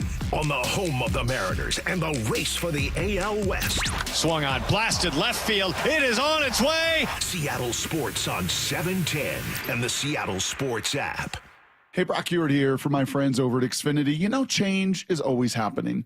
It's part of life. And when it comes to music, we know that change is all around us. Songs are rewritten and remade. Classics are remixed. Bands and artists, well, they come and go. Even our taste in music, as we get older, can change a bit. But no matter how things change in 5 years, there's one thing that will stay the same.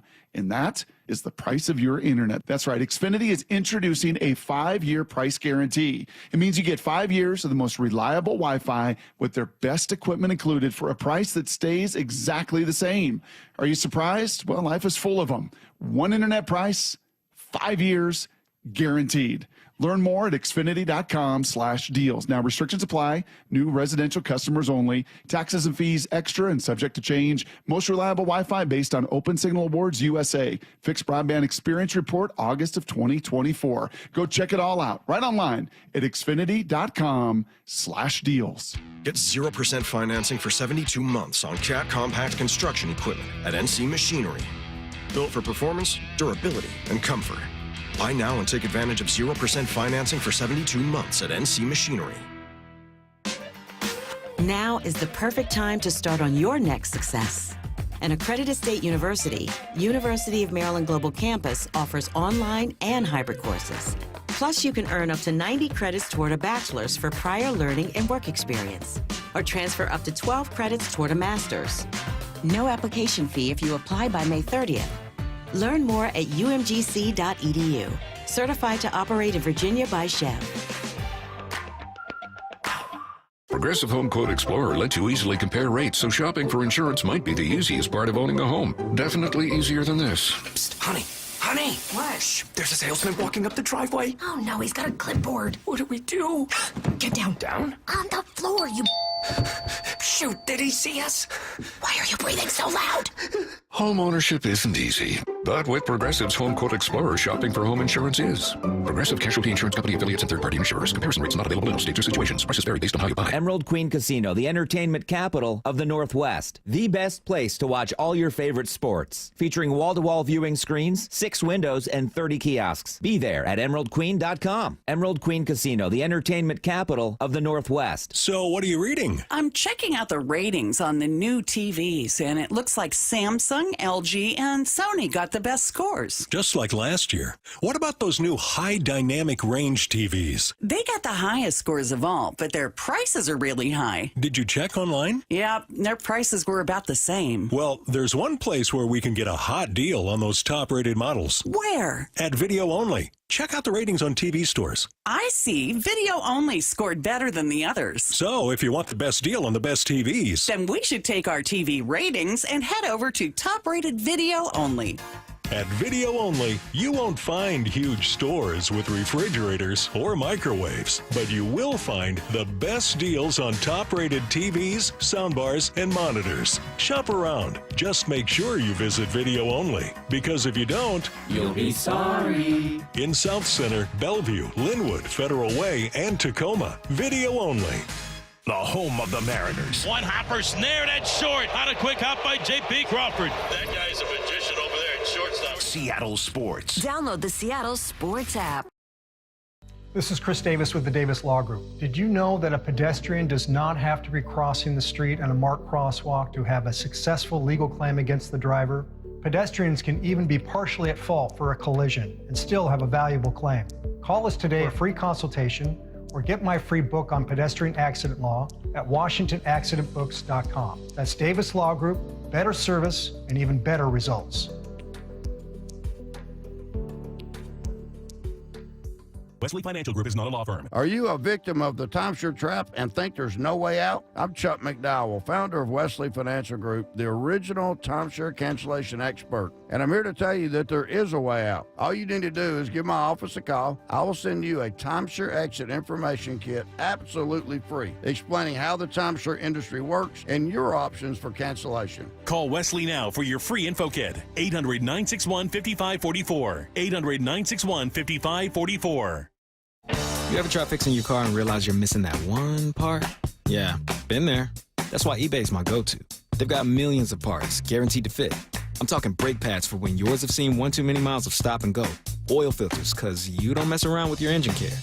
Even got this cold air intake on my watch list. I might just go for it. To keep the ride cool and your DIY streak hot. Find all the parts you need at prices you love. Guaranteed to fit every time. eBay. Things people love. Eligible items only. Exclusions apply. No matter how old you get, you always remember that one great teacher. Hi, this is Rick Riz, inviting you to join WSECU in celebrating Teacher of the Week. Great teachers inspire. Nominate a teacher you feel has changed a life in our community. This year, we're going to honor 24 great teachers with grants of $500, courtesy of WSECU, the credit union for Washington. Teachers are the real MVPs. Nominate an exceptional teacher now at mynorthwest.com/teacher. From the Quantum Fiber Studio, you're listening to Wyman and Bob. Weekdays 2 to 7 on Seattle Sports and 97.3 FM HD2. All right, we're taking a look at this Mariner lineup in a unique way, and we're doing it in honor of Johnny Formello, his side career. He explained in detail, outside of being a baseball player, he's a man that fancies himself a wizard with a stock market.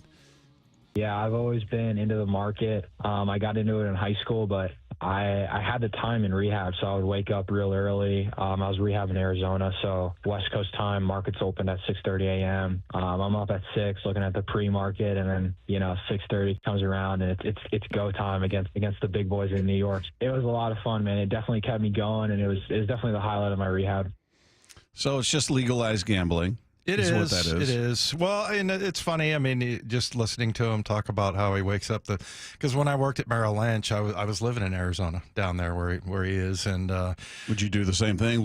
Get up pre-market, and I would get into the office at like 6:15, wait for the markets to open, but I wasn't a stockbroker. I was more of a money manager. So I had maybe one or two clients that were like, "Hey, I want you to buy and sell this stock and watch it and see and call me about it and whatever." But for the most part, it was just wealth management. But so I was thinking about the buy or sell or bearish or bullish on each player, just because there's a few things that I found on some of these players, and I'm like, if you look at the statistics and what and this is the same thing for a stock, you look at the health of the company and everything like that. Like, if you see down numbers, they're temporary, right? If you hope. You hope. and so, I was just thinking of, buy, sell, or hold also if you think he's right where he should be. All right, so we're going to look at every player as a stock, if you will. There you go. And we'll say we're bearish or bullish. Is that what we're saying? That's for each right. one? Yes. So bear means decline. Or you don't have confidence Tough in that market. player. Exactly. Bullish, where we think they're gonna grow. Yeah. Okay. All right. I think I got that. All right. All right. Dylan Moore. Let's start there. Here's one that stood out. I'm just looking at his righty-lefty stuff, and, as far as hitting goes, 295 against lefties and 256 against righties. So, that's pretty good. But the thing that I zeroed in on, he has 5 errors right now. And if you go back to 2020, 38 games, he had 3 errors. Shortened season that year. In 21, 126 games, 4 errors. In 22, 104 games, 1 error. And then in 23, 67 games, 5 errors. And then last year, 135 games, 5 errors. He's got 5 errors right now after 41. Well, when I wrote this down, I think he's played in 42 games now. Yep. That's gotta be it. I mean, I'm not saying he's never going to make another error. He's reached his quota. Yeah, but I mean, if you look at his numbers over those years, he just doesn't make a lot of errors, and that's why he was a Golden Glove last year. So to me, it was more on the defense that I'm bullish on this guy as far as his defense goes, because I don't expect him to be clean the entire rest of the way. But this isn't Dylan Moore after 41 games. Well, and the problem with his errors this year have been costly. Like, it's not, he booted a ball in the first inning and there's a runner on first. Oh, they turned a double play, so it erased it. He's had some errors that have been extremely punitive this year. And that's not like him. No. And his offense is well above what he's ever been, at least at this point. Like, he's set to have a career year in home. He's not a big home run hitter. His career high is 12. He's got 8 right now. He's hitting 270. His best year, he hit 255, and that was in 38 games. Yeah. So he's a career 212 hitter. So he's not a great average hitter, but right now he's hitting 270 with a 329 on base. So you're going to see regression to the mean. I think he's going to come back a bit. Yeah. Yeah. So what would that be? Bearish? Or is that a hold? You're bearish on, well, it depends. I mean, defense. I don't think he's going to stay where he's at offensively. I think he's going to come back a bit. Yeah. So I guess I'd be bearish. So you'd on be him. bearish. Yeah. All right. Donovan Solano. Donnie Barrels. Okay, Bob, I'm bullish on Donnie Barrels. Are you? I'll tell you why. Okay. Okay. So you look at, first of all, he's 5 for his last 12. Okay. Okay. Month of May, 231, and that got his average up to 178 for the year. But go back and look at his, and this is the back of his baseball card. You look at in between 2020 and 24, he played between 54 and 134 games on the upside. So 2020, shortened year, 326. That was when he played 54 games. That was his batting average. 280 in 21, 284 in 22, 282 in 23, and then last year 286. Mm-hmm. I'm bullish on Donnie Barrels. I'm bullish on Donnie Barrels because right now, like I said, he's up to 178 for the year, but month of May was good, and it's just I feel like, or he's just done, right? Maybe this is like could be cooked, a stock that is going to get absorbed by another company or something like that, and you're like, okay, they're just done, they're all gone. But yeah, to me, I'm looking for Donnie Barrels. As much as we kind of have fun with that, the nickname and everything. If he's done, okay, he's 37 years old. That's very possible. It could be. But right now, if I'm looking at, I guess you would call it progression to the mean, I mean, those are his numbers. Yeah. I'll say he's going to be better than he is now. I don't know if it'll be enough to make a difference, but I think I'm bullish that he'll be better than what he's been.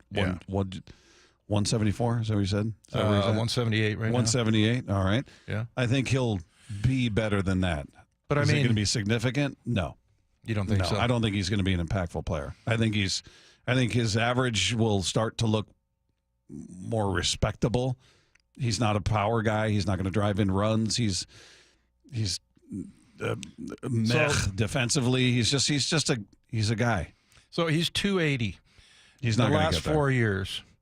Where do you think he'll be below that? I think he'll if he finishes the year on the roster, I think he's going to be probably like 225. Is probably where I'd put him. I'm thinking more like 250. Okay. Yeah. Jorge Polanco.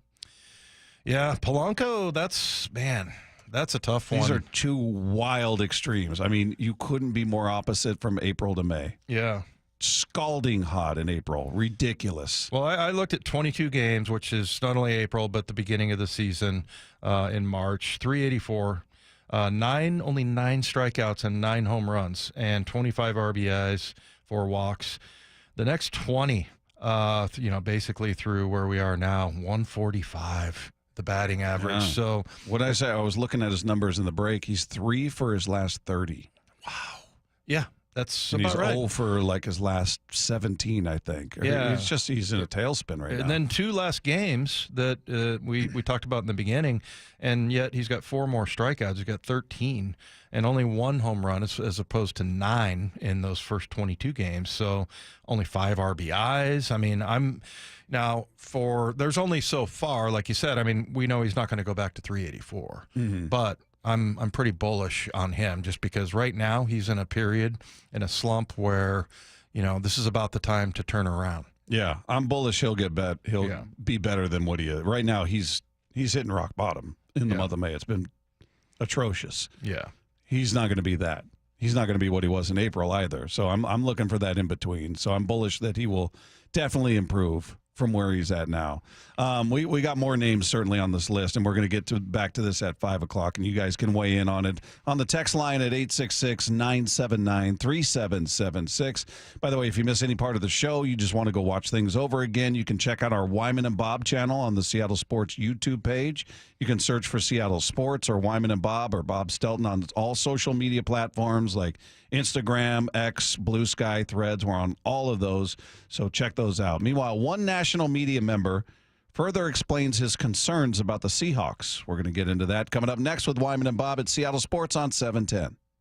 After a setback in Game 2. Goodbye, baseball, and it's the 4th tonight for the Nationals. The Mariners look to the rubber gate. Still got a chance tomorrow to win the series and come back and get it. Mariners, Nationals, tonight. Wyman and Bob take you all the way up to pregame at 5:30. First pitch at 6:40. On the home of the Mariners and the race for the AL West. Swung on, blasted left field. It is on its way. Seattle Sports on 710 and the Seattle Sports app. Dave Wyman here for Harley Exteriors, a local company serving all of Western Washington for 23 years. I'm excited to work with Harley Exteriors because they're my type of people. I met with Ray, Chris, and Nick at my home recently about getting our windows replaced. We've been in our home for over 20 years, and virtually every window has a broken seal. We talked about Harley Exteriors and their exclusive, high-quality Eurovinyl Olympic Series window. It's manufactured right here in Washington. They're designed specifically for homes in the Pacific Northwest, helping to maximize energy, efficiency, and beauty. It's a window you can trust to last the life of your home. It's very affordable with options like 0 payments and 0 interest up to 12 months for qualified buyers. And through May, buy 3 windows and get 1 free. Harley Exteriors are big fans of the station, and they're excited to work with our listeners. Get in touch with Harley Exteriors for windows, doors, and more in Puget Sound. Call 833-HARLEY, HARLEY, or go to harleyexteriors.com. Need a new roof but not in the budget? A new roof doesn't have to break the bank.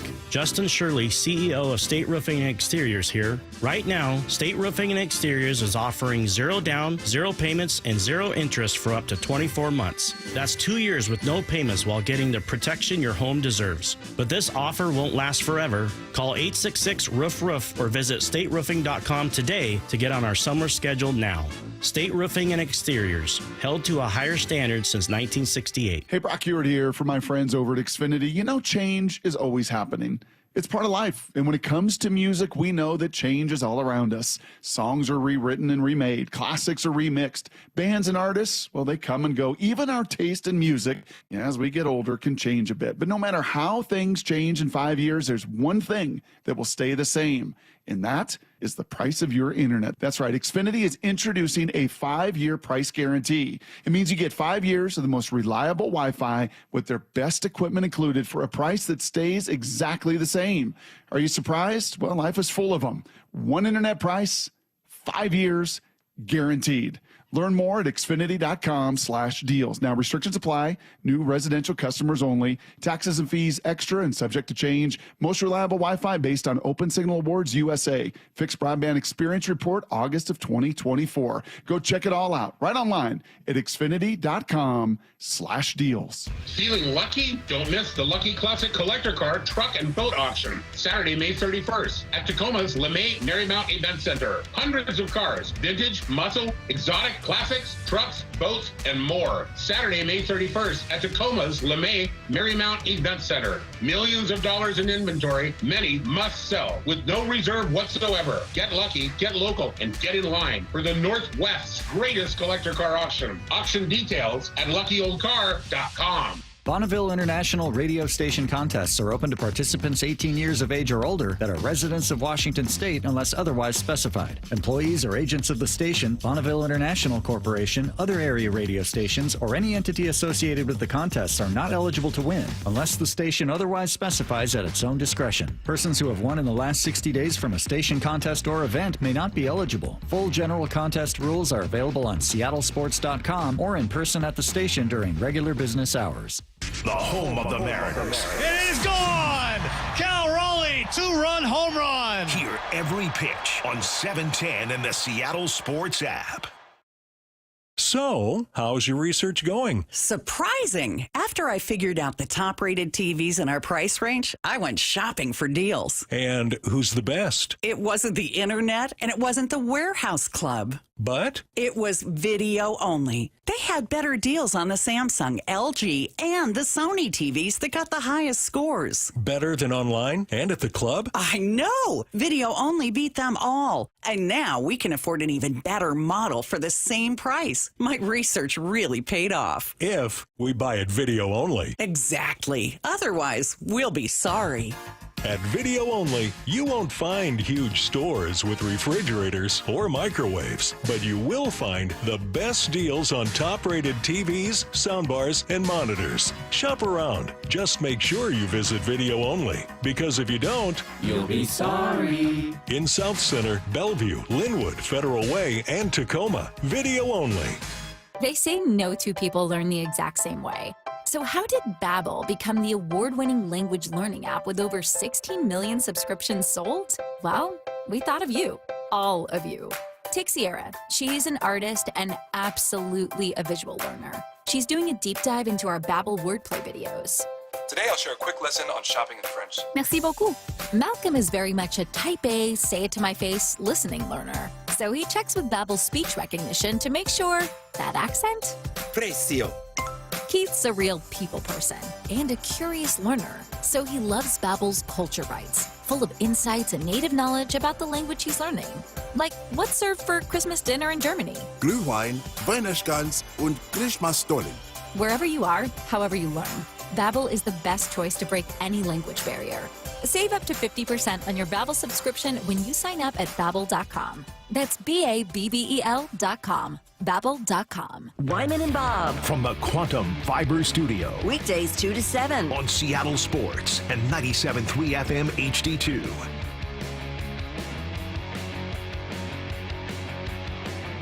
So we've been talking about the Seahawks and sort of the national perspective on this team, which really doesn't match yours or mine or Paul Moyer's or a lot of people.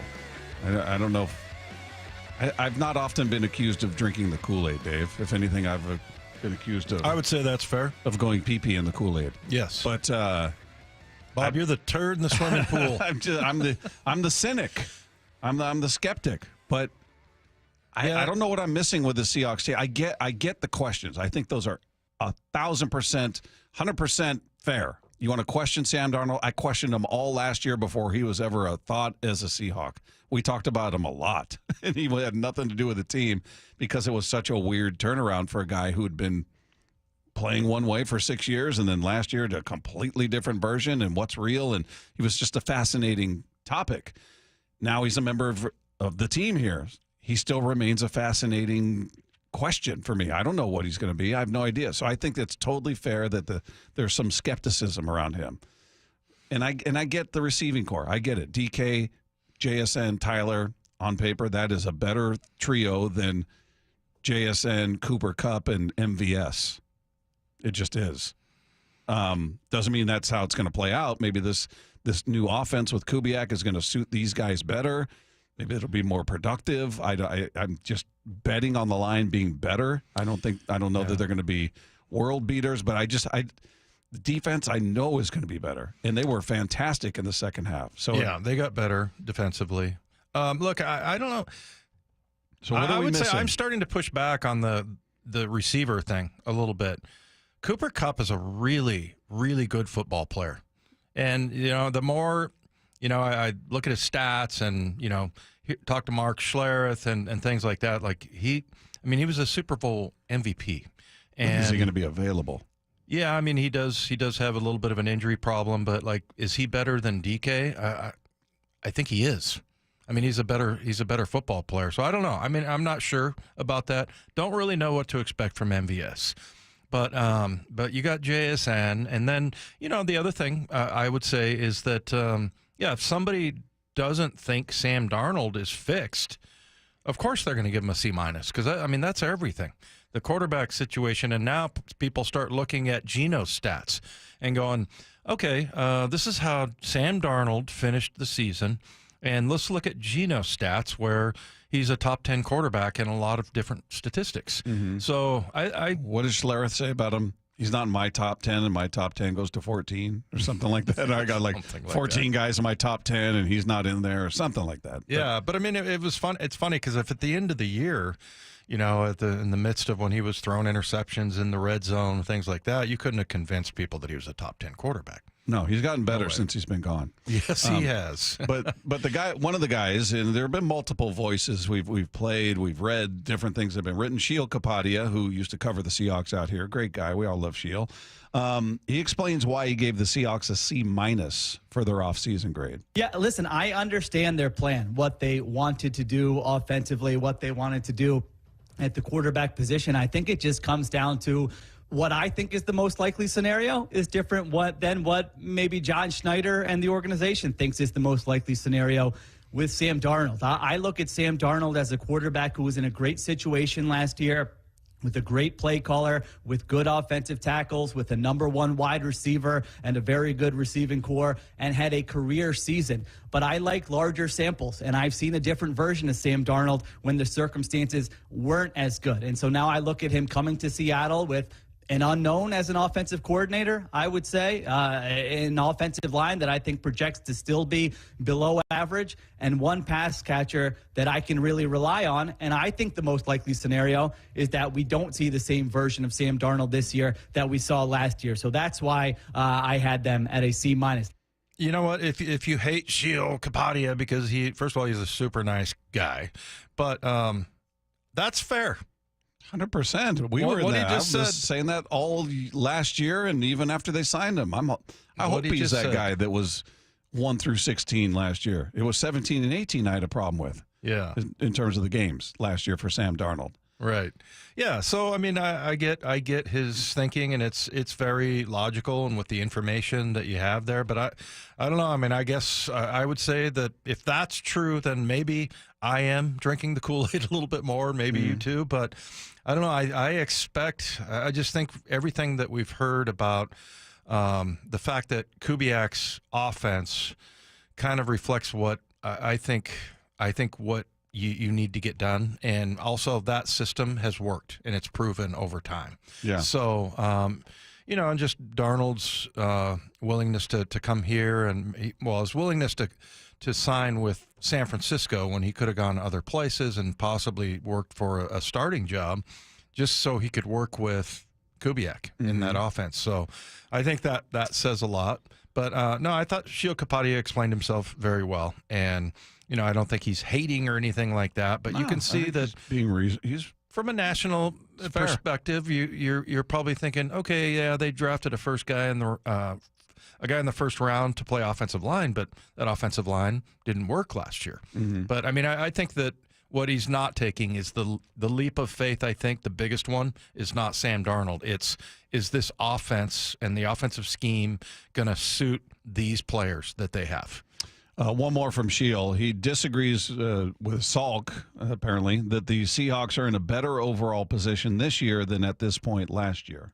I think they're in a very similar situation. I think the most likely scenario is that they come out of this year, and you're right, the downside on Darnold is not as low as the initial report suggested, because they can get out of this thing in a year. If it doesn't work out, they can move in a different direction. But I don't know exactly where that leaves them. Like I said, I like the draft. I like the dart throw on Jalen Milroe. Maybe he will turn into something. I think when you don't have a quarterback, you want to take as many bites at the apple as possible and see if you can potentially find one, but it's probably more towards this season. You know, when I look at how this season might go and how it might look like after the year, I think the most likely scenario is they're still going to have a hole at quarterback. They're still going to need to build up the offensive line. They're still going to need to add to the wide receiver room. Why does he hate Sam Darnold so much?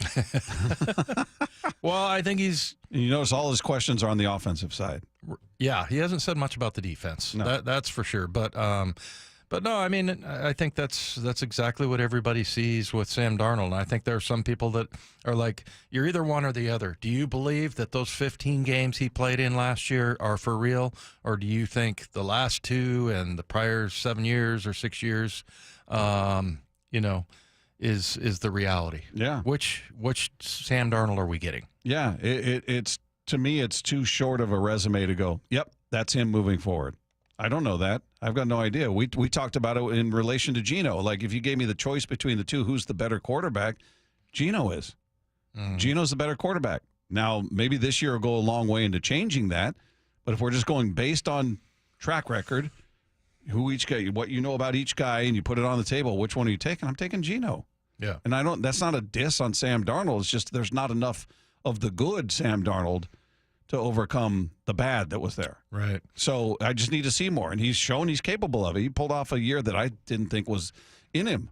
Right. So, yeah. So, I mean, and then the other thing is, with Snyder and, the coaches, they're all looking at things that are so not what we're looking at. We're looking at the stats, and I'm looking at 2018 and 19 and 20 and, the prior years and everything. And they're looking at, this is a fresh slate. This is the idea of this, Clint Kubiak and what he's going to do with the quarterback. Can Sam Darnold do this? They sit in the film room that look at, yes, he's the best as far as, and I would have been curious if Geno wouldn't have asked to be traded. I mean, I'm sure he would still be here and they would run it, but yeah. I don't think he would have, maybe he wouldn't have been happy with this system, whereas Sam Darnold is like, okay, I'm going to go sign with these guys because I like this system. Yeah. Hey, a reminder, make sure to catch all the excitement on this Mariners homestand. First 10,000 fans tonight will receive a Randy Arozarena bobblehead. And don't miss the first fireworks night of the season with a special K-pop fireworks show tomorrow night. For more info, go to mariners.com/tickets. Meanwhile, what is a clubhouse celebration really like after a big win? We're going to find out about that in the latest edition of the Raleigh Show. It's coming your way next with Wyman and Bob. This is Seattle Sports on 710. Brock and Salk. The great Daniel Jeremiah. Hey, by the way, there's a lot, I did not know this, but there are a lot of transplants from Seattle down in San Diego and Southern California. And I've had a handful of people that I'm friends with that listen religiously to your show on the app down here. So I'll tell you what, you guys for making me popular in my friend group. The day I get fired or retire, I will be joining you and all of those expats in San Diego. Brock and Salk, morning 6 to 10 on Seattle Sports. Welcome to AutoZone. What are you working on today? My car is making this noise. Sometimes it's like doot doot, and sometimes it's like. Do you have a dash light on? Oh yeah. Then we don't have to listen for clues. With the free Fix Finder service, we can read a check engine, ABS, or maintenance light to find the likely fix and even recommend a local shop if you need one. So you don't need to hear the. Not with Fix Finder. Everything you need, nothing you don't. Get in the zone, AutoZone. Restrictions apply. Now is the perfect time to start on your next success. An accredited state university, University of Maryland Global Campus offers online and hybrid courses. Plus, you can earn up to 90 credits toward a bachelor's for prior learning and work experience, or transfer up to 12 credits toward a master's. No application fee if you apply by May 30th. Learn more at umgc.edu. Certified to operate in Virginia by Chev. That's the ease at which you get information. You want it, you get it. Like that. Ask your phone. Group chat. Smartphone. You're always connected and informed in real time. No waiting. So if you're diabetic and still using finger sticks to read your blood sugar, what are you waiting for? Knowing your blood sugar levels instantly is important for managing diabetes. Call US Med at 888-665-0696. To learn more about continuous glucose monitors, a real-time instant method to track your blood glucose, US Med is an approved provider for Medicare and over 1,000 private insurers. And the best part? Call 888-665-0696 and we'll give you a free insurance benefits check today. So call 888-665-0696 today. That's 888-665-0696 and manage your diabetes as easy as... Get in the zone, AutoZone. Welcome to Bundle Deal Days at AutoZone. Well, I do need a bundle of things. When you bundle, you save. Do I save if I bundle oil with an oil filter? Save up to $12 on that bundle. What about brake pads and rotors? Bundle those and the brake pads are free. Can't save more than free. You can save on hundreds of deals during Bundle Deal Days. Ends June 2nd at AutoZone. Get in the zone, AutoZone. Restrictions apply. Duralast brake pads only. I'm Ed Evans, CEO of Consumer Cellular. No, we're not one of the big guys. Truth is, we don't want to be. If you're over 50, Big Wireless probably has you paying for more data than you might need. You could be throwing away thousands over a lifetime. We're not here to be the biggest. We're here to bring you something we believe is better. Our plans start at just $20. You'll get the same fast nationwide coverage without the big wireless bill. Call 1-888-FREEDOM, visit consumercellular.com/facts or a store near you. Plans include $5 credit for auto pay and e-billing. See site for additional facts. Check engine or ABS light on? Take the guesswork out of your warning lights with O'Reilly Veriscan. It's free. Ask for O'Reilly Veriscan. O'Reilly Auto Parts. When might you be buzzed? When you suddenly love everything. You guys, I love this song. I love these nachos. I love our kickball league. Ugh! I love this guy. What's your name?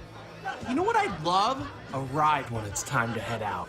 If you see a buzzed warning sign, call for a ride when it's time to go home. Buzz driving is drunk driving. A message from NHTSA and the Ad Council. I love your car. Is this real leather? How can you free your team from time-consuming office tasks? Amazon Business. Smart business buying tools enable buyers to find and purchase items fast so they can focus on strategy and growth. Free up your teams and focus on your future. Learn more at amazonbusiness.com. Hey, Brock Ewart here for my friends over at Xfinity. You know, change is always happening.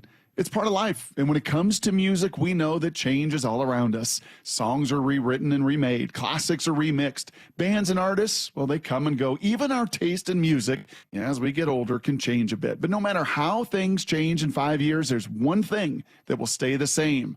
And that is the price of your internet. That's right. Xfinity is introducing a 5-year price guarantee. It means you get 5 years of the most reliable Wi-Fi with their best equipment included for a price that stays exactly the same. Are you surprised? Well, life is full of them. One internet price, 5 years, guaranteed. Learn more at Xfinity.com/deals. Now, restrictions apply. New residential customers only. Taxes and fees extra and subject to change. Most reliable Wi-Fi based on Open Signal Awards USA. Fixed Broadband Experience Report, August of 2024. Go check it all out right online at Xfinity.com/deals. Let's go! This is Seattle Sports. Streaming through the Seattle Sports app. KIRO AM Seattle. KIRO FM HD2 Tacoma. Home of the Seahawks, Mariners, and everything Seattle sports. Seattle Sports Snapshot.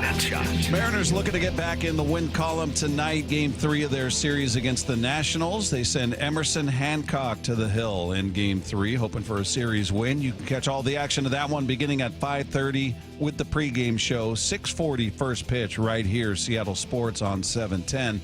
One final today. The Phillies took out the Braves in Game 1 of their doubleheader, 5-4 the final there.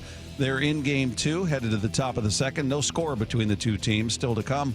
Blue Jays playing host to the A's, and it's the Astros and Rays getting together in Houston. Meanwhile, in the NFL, the Dolphins and Steelers are talking trade. It's involving tight end Jonnu Smith, who apparently told the Dolphins he'd like to rework the 2-year deal he signed last offseason, which would pay him $4.8 million this coming season. Smith was not present for Miami's voluntary OTA practices this week. Snapshot, brought to you by Miller Lite. When it's game time, it's Miller time. This hour is serviced by the Lee Johnson Auto family. From the Quantum Fiber Studio, this is Wyman and Bob on Seattle Sports. Streaming live on the Seattle Sports app and at seattlesports.com. Now, here are your hosts, Dave Wyman and Bob Stelton. Well, the Mariners get back to it tonight, taking on the Nationals. Game 3 of that series. One of the guys who's been red hot pretty much since the start of the season is Cal Raleigh. And you've heard the Cal Raleigh Show taking place here each and every Thursday. Our very own Shannon Dreher, Mariners insider, sits down with Cal each and every week, and you hear it here first. Now, in the interest of full disclosure, this was taped before last night's game, so there was joyous feelings. There was positivity going on after they hammered the Washington Nationals in Game 1, and it's time for the latest edition of the Cal Raleigh Show. Line of the pitch to Cal, swinging a drive. Way out of here to right field. Cal Raleigh with a home run. He's the best catcher in baseball, and he's on Seattle Sports Thursday afternoons all season long on Wyman and Bob. It's the Cal Raleigh Show. Presented by the Puyallup Tribe of Indians. With Mariners insider Shannon Dreher. Cal, last night was just a neat moment in the ballpark. To see Logan Evans do what he did, to see you do what you did, to see the team come away with a win. What I want to know is what happens after the final pitch of that game. I want to hear about where you go, who you shake hands with, the dance. I want to hear what happens when you go down into the clubhouse. Before we get in there, just kind of what is that scene after a game like that? It's a pretty good day, right? You know, you always want to start off the series with a win. Coming in after an off day, guys get a little bit of rest, get to see their families again, get sleep in their own beds. So, you know, pretty joyful moment, you know, just in general. So, obviously winning is the most important thing, but to do it after all that stuff, which is good. And, it's a good start to the homestand. It's kind of what we want, and obviously throw on top of it, you know, really spectacular performance from the starter. You know, bullpen guys got a little extra rest, and on top of it, a good all-around game from the offense as well. So, not much to complain about. When you go into the clubhouse, what kind of celebrating goes on in there? I mean, we hear sometimes, there are sometimes some chants, there are sometimes beer showers, things like that. After a win, what is that like? Yeah, it's good. You know, it's, you know, I remember, you know, early on in my career and even, you know, throughout my career, it's important to cherish and to kind of celebrate the wins, you know. This game is so hard, and it's such a long season, and it can be so tough on you mentally and physically that you got to find those kind of moments, and you got to be able to enjoy them with your teammates, and you got to be able to, you know, have fun. I think that's the big thing, and you know, it is a game, and like I said, with it being a job now, and with how much is on the line, and you know how tough it is, it can become really strenuous sometimes. So you got to find those moments and joke around and have fun and congratulate guys and let people know they're doing a great job, and you know, find the fun in those victories. Is it a situation where one guy kind of takes a microphone and leads those things? Is there somebody who speaks more for the others, or is it something that's just kind of a group? Yeah, I mean, without, you know, giving everything away, because you know, you want to keep things in the clubhouse. Yeah, but you know, we all come together and we have a good time, and you know, we recognize guys who had great games, and you know, guys who helped the club out, and you know, maybe, you know, a young guy did something big and gets a beer shower, or you know, something like that. Those are a little more rare, but it's just a good thing, you know, just especially because, you know, after the games, guys can part or go different ways, and you know, but it's good to kind of come together, and it doesn't have to be very long, but at least, you know, coming together and enjoying the W and getting kind of that team spirit, I guess. Rah-rah. Yeah. You deserve it. You absolutely deserve it. When was your first beer shower? What did you do that warranted your first? And what do you remember about it?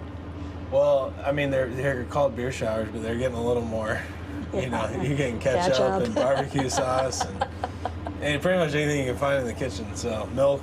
Oh. Yeah, no, it's nasty. But mine was in Colorado. I got my first hit and first RBI. So yeah, that was my first one, and then I got another one. I hit my first home run, and I think I got another one when I hit my first walk-off. Mm-hmm. And then I got one when I hit home run number 100. So. Oh wow. Yeah. Were any of those surprises? The 100. Okay. Yeah. So. Yeah. Usually you just do cool little things like that: pitchers, strikeouts, wins, saves. Yeah, but I remember I didn't get my first hit. I got called up the day before the All-Star break and didn't get a hit, and then I had to wait the whole All-Star break. And then I went a whole series in Anaheim where I didn't get a hit, and then it was the first day in Colorado. So it ended up being, it took me like, I don't know, like 8 or 9 days before I got my first one. It felt like forever. I was just so happy to get it out of the way. So. Oh, man. Had they ever put you in the cart? Yeah. And all of those were you in the cart? Yeah, that's how it goes. It's not a big cart. It's not. Okay. All right. Okay, that covers beer showers. Last night's performance, it's so interesting to watch a young pitcher and the progression that they go through. When did preparation for this game begin? And how did you kind of play into preparing Logan for this start? I mean, well, I think for him it starts as soon as, he gets done with his last game, which was Chicago, I believe. So, he preps all week. He does his bullpens, he does arm care, throws, lifts, whatever routine he has as a pitcher. And, for us, it's, it's every day. So, it's not like we're in the NFL. We're not getting a week's time to go out and get ready for a game and watch video and all that stuff. So you get pretty much a day, and you go over scouting reports, you go over video, you go over the analytics stuff, you go over tendencies, you go over history and what you know from the past, and you try to pair it up with what he's doing well at the time and what he does well and his kind of approach and his strengths and weaknesses, and you go from there. So I think he did a great job yesterday. He took advantage of their aggressiveness. They came out swinging right from the get-go, and they're putting some balls in play and make some outs, and that's why you saw his pitch count was so low for a long time. Are you lobbying for him to get out there in the ninth, or is it like, okay, it's time? Oh, good. Okay. Yeah. No, I'm all about it. I wish he would have gone on that ninth. So, okay. Yeah. He said after the game that you two had a conversation in Houston, and he said it was really cool that you could have that talk. Preparation, being on the same page, kind of things like that. And again, not too inside baseball, not too going into it. I saw it, the conversation. I tweeted out a picture last night when I saw it. This is what he's talking about. You do that with young pitchers. You find your moments. How do you find your moment? How do you know it's time to approach them? Everybody's different, and I just want to try to help them as much as I can. And I feel like what we've seen in the past couple of years is that a lot of young guys come up here, and you've seen a lot of guys have success, a lot of guys maybe not have success, and I feel like I've gotten to a point where I can help, kind of, bring those guys along a little bit, maybe help speed up the process of that learning curve. So, just trying to help him out and just trying to understand him more, and just really trying to tell him, hey man, I'm here for you. Like, the best thing we can do is communicate, be on the same page, and this isn't about Logan Evans, this isn't about Kyle Raleigh, Brian Wu, Bryce Miller. This is about the Seattle Mariners. We're trying to be on the same page. We're trying to win games. We're trying to help this club out as much as we can. So it's I think at the end of the day, you got to realize it's not about you, and then get the egos aside, and it's about us and how can we get the most out of you and your performance and help the team out that day. And he did a great job, and I think he's been doing a really good job since he's been here. Is he fun to catch? He does things a little differently. He's got the breaking pitches. He's good left and right. Obviously, he just had all left. What's he like to catch? Yeah, I mean, he's a little maybe different than, from what we've seen from some other guys. Obviously, he's a little more breaking ball heavy than some of the others who throw some more fastballs. But, I think that's what makes him unique, and it's hard because he's got like 4 different, off-speed type pitches. He's got a sweeper, curveball, cutter, slider thing that I like to call, and then he's got the changeup. So, it's not just like it's kind of like a guy that throws a bunch of different fastballs, except it's breaking balls. And so even if you're looking for something that's going to break, you don't know which way it's going to break, or you don't know how hard it's going to break, and it's tough. And he gets a good amount of movement on pitches, and he works fast, throws lots of strikes, so makes it a little uncomfortable for the hitter. He's got a serious grounding routine. Do you do the grounding? No. Okay. You like to keep your shoes on in the outfield? I mean, the grass feels good, but no, I'm not about that. You might go out there because you like the feel of the grass. Yeah. That's about it. I understand that. Performance last night, and we're now going to talk more about you, preparing you. You have the first month that you have, and you're like, okay, that's the left side. And now we're seeing the right side. How do you get to and access what you've been able to do with the right side this month? You know, I think overall, looking back, you know, I didn't get a lot of ABs to start right-handed. So I was a little behind the 8-ball more so than I was on the left side. And it just took a lot of work. It took an off-season. I remember the off-season of 23 going into 24. I made it, you know, a big thing. Like, hey, I got to get better as a right-handed hitter. Like, you know, obviously lefty is good and it feels good, but I need to become more of a weapon on the right side, and that way I'm not getting flip-flopped and, you know, holding my end of the bargain there. So it all started there. Did a lot of work that off season, and you know, last year I thought saw it pay off a little bit, and then, you know, continuing to hammer that stuff down and really just trying to be consistent with my work and my preparation, and really just trying to keep that approach and realize that if I can do that and I could just hone that in every single day and stay there, and not try to stray off the tracks, then I'll put it in a good spot and I'll be where I want to be from the right side. So you've kind of found your spot in the right side right now. Well, you never really find it, you know. Yeah, okay. It doesn't matter. Sorry, no, not that easy. I mean, it doesn't matter how good you are, you know. You never truly figure it out. You never really do, because as minute you think you got to figure it out, you don't, and the game will, you know, kick your head in the butt and tell you you don't have it figured out. So. Those are fun days. No. No, not fun days. What from your off-season preparation this year has been most helpful to you? You're looking back at everything you did offensively this winter. What has most worked for you? I think the thing that's most worked for me is I think it's just knowing your strengths as a hitter and knowing who you are, and really leaning into that, as well as just really consistently trying to do the same thing every day and not, like I said, get off the tracks or change, you know, a swing or approach, or because, you know, it's just too hard. The game's too hard, and at the end of the day, if I can have 600 plate appearances, and every single time I keep the same approach, I'm probably gonna like, you know, what I see at the end of the year as far as my production and what I've done and how I've helped this team out. And obviously, you're going to change from situation to situation, little things, but overall, the foundation has to be the same. And just, I think what I've been doing is just consistently every day, same approach, same thing. I'm not trying to go and be somebody I'm not. I'm not trying to go change stuff based off who's pitching that day. I'm just really just trying to, you know, hone in on myself, my work, and, you know, from there, just take it into the game and trust it. And I think that's a big word for me, is trust in the box. So. And you're trusting right now in the work. Trying to, yes. Again, not always the same every day, I'm sure. Right. Have you had more time as you've gotten more into your career and gotten more experienced and, you know, have routines and whatnot? Do you have more time in season and out of season to focus on your offense?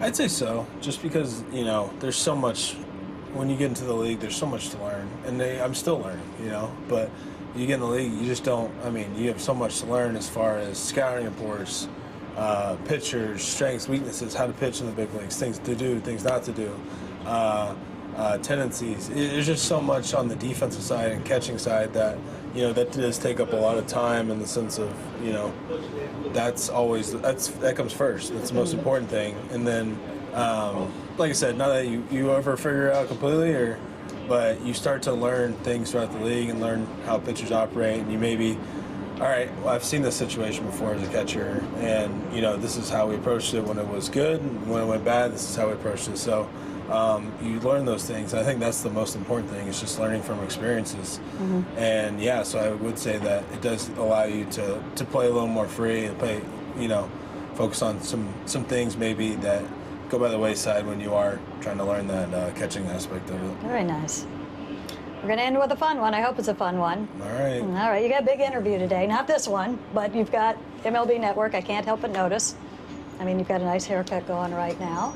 I did get one the other day, yeah. And you said you got it in Houston, in the clubhouse. You get most of your haircuts in, I imagine most of you guys get most of your haircuts in clubhouses. Yeah, so I guess it's like a perk of, you know, being in the big leagues. But yeah, you get, you know, clubbies are pretty great about setting up stuff for you and helping you and your families out. So, you know, a couple, maybe once or twice a homestand, bringing in a barber, you know, because guys, you know, we're here for so long, and you know, this is pretty much where we are. We don't have a lot of time to go outside and do, you know, run errands, things like that. So they bring in barbers, they bring in people to wash your car, just little things like that. And little, maybe if you have to run an errand, you got to get a gift for somebody, or I don't know, whatever it is. They're awesome about doing that stuff, and it just makes your life a lot easier. You know, I really honestly can't say enough about the clubbies, especially the guys here. They're just they're awesome. So they're the best. They are the best. They literally they're lifesavers.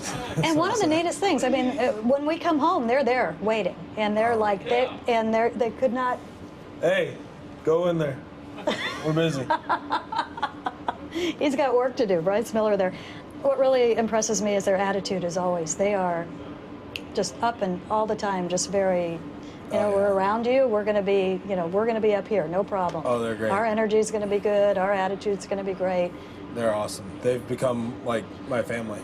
This is crazy. They're around so much, and they're such awesome people. Like you said, they're great energy all the time, and they're always here, and they're here for the guys, whatever they need, and they make, you know, they're the first ones here, last ones to leave, and that's not an easy job. So, you know, hats off to them and everything they do. And like I said, they make players' lives so much easier. So a lot of stuff that goes on behind the scenes that couldn't go on without them. So. They help with the hair, and that brings me back to the original question here. So you actually trust barbers and I mean, somebody could like pay him off. Like an Astros fan could say, screw this up. Just give him a ridiculous haircut. Yeah. I mean, that's a lot of trust. Who is the best haircut in the league, and have you ever gotten one that we were like, oh no, on the road? Yeah, it is tough when you're changing barbers a lot, because, you know, so I found that the best way to do it is usually just like find a picture, keep one in your phone, and then show it to them, because if you try to explain it, sometimes they don't do a good job. No, the guy in Houston did good. Most of the guys do a really good job, you know? And a lot of them will end up, you know, they cut hair for, they do it for a living, this traveling kind of thing, so a lot of guys will cut hair. Like the guy in LA does the Chargers and the Angels. Okay. And, so, you know, they know what they're doing. They have a pretty good idea. So those are big league haircuts. Yeah, no more. Yeah, I've had a few bad ones with great clips and super cuts. So. But you didn't have the picture, probably. It's hard to beat though. Like $15 for a haircut, that's a deal. But the best haircut is from. Best haircut? I mean, my aunt grew up cutting my hair. So she was, you gotta give her a shout out. She grew up cutting my hair, and she did a bunch of stuff, and we had some funny stories. So she's my favorite by far. We might need a picture. Of the good or bad? Yes. Yes, love. All right, that's another show entirely. Cal, thank you. Yeah, thank you.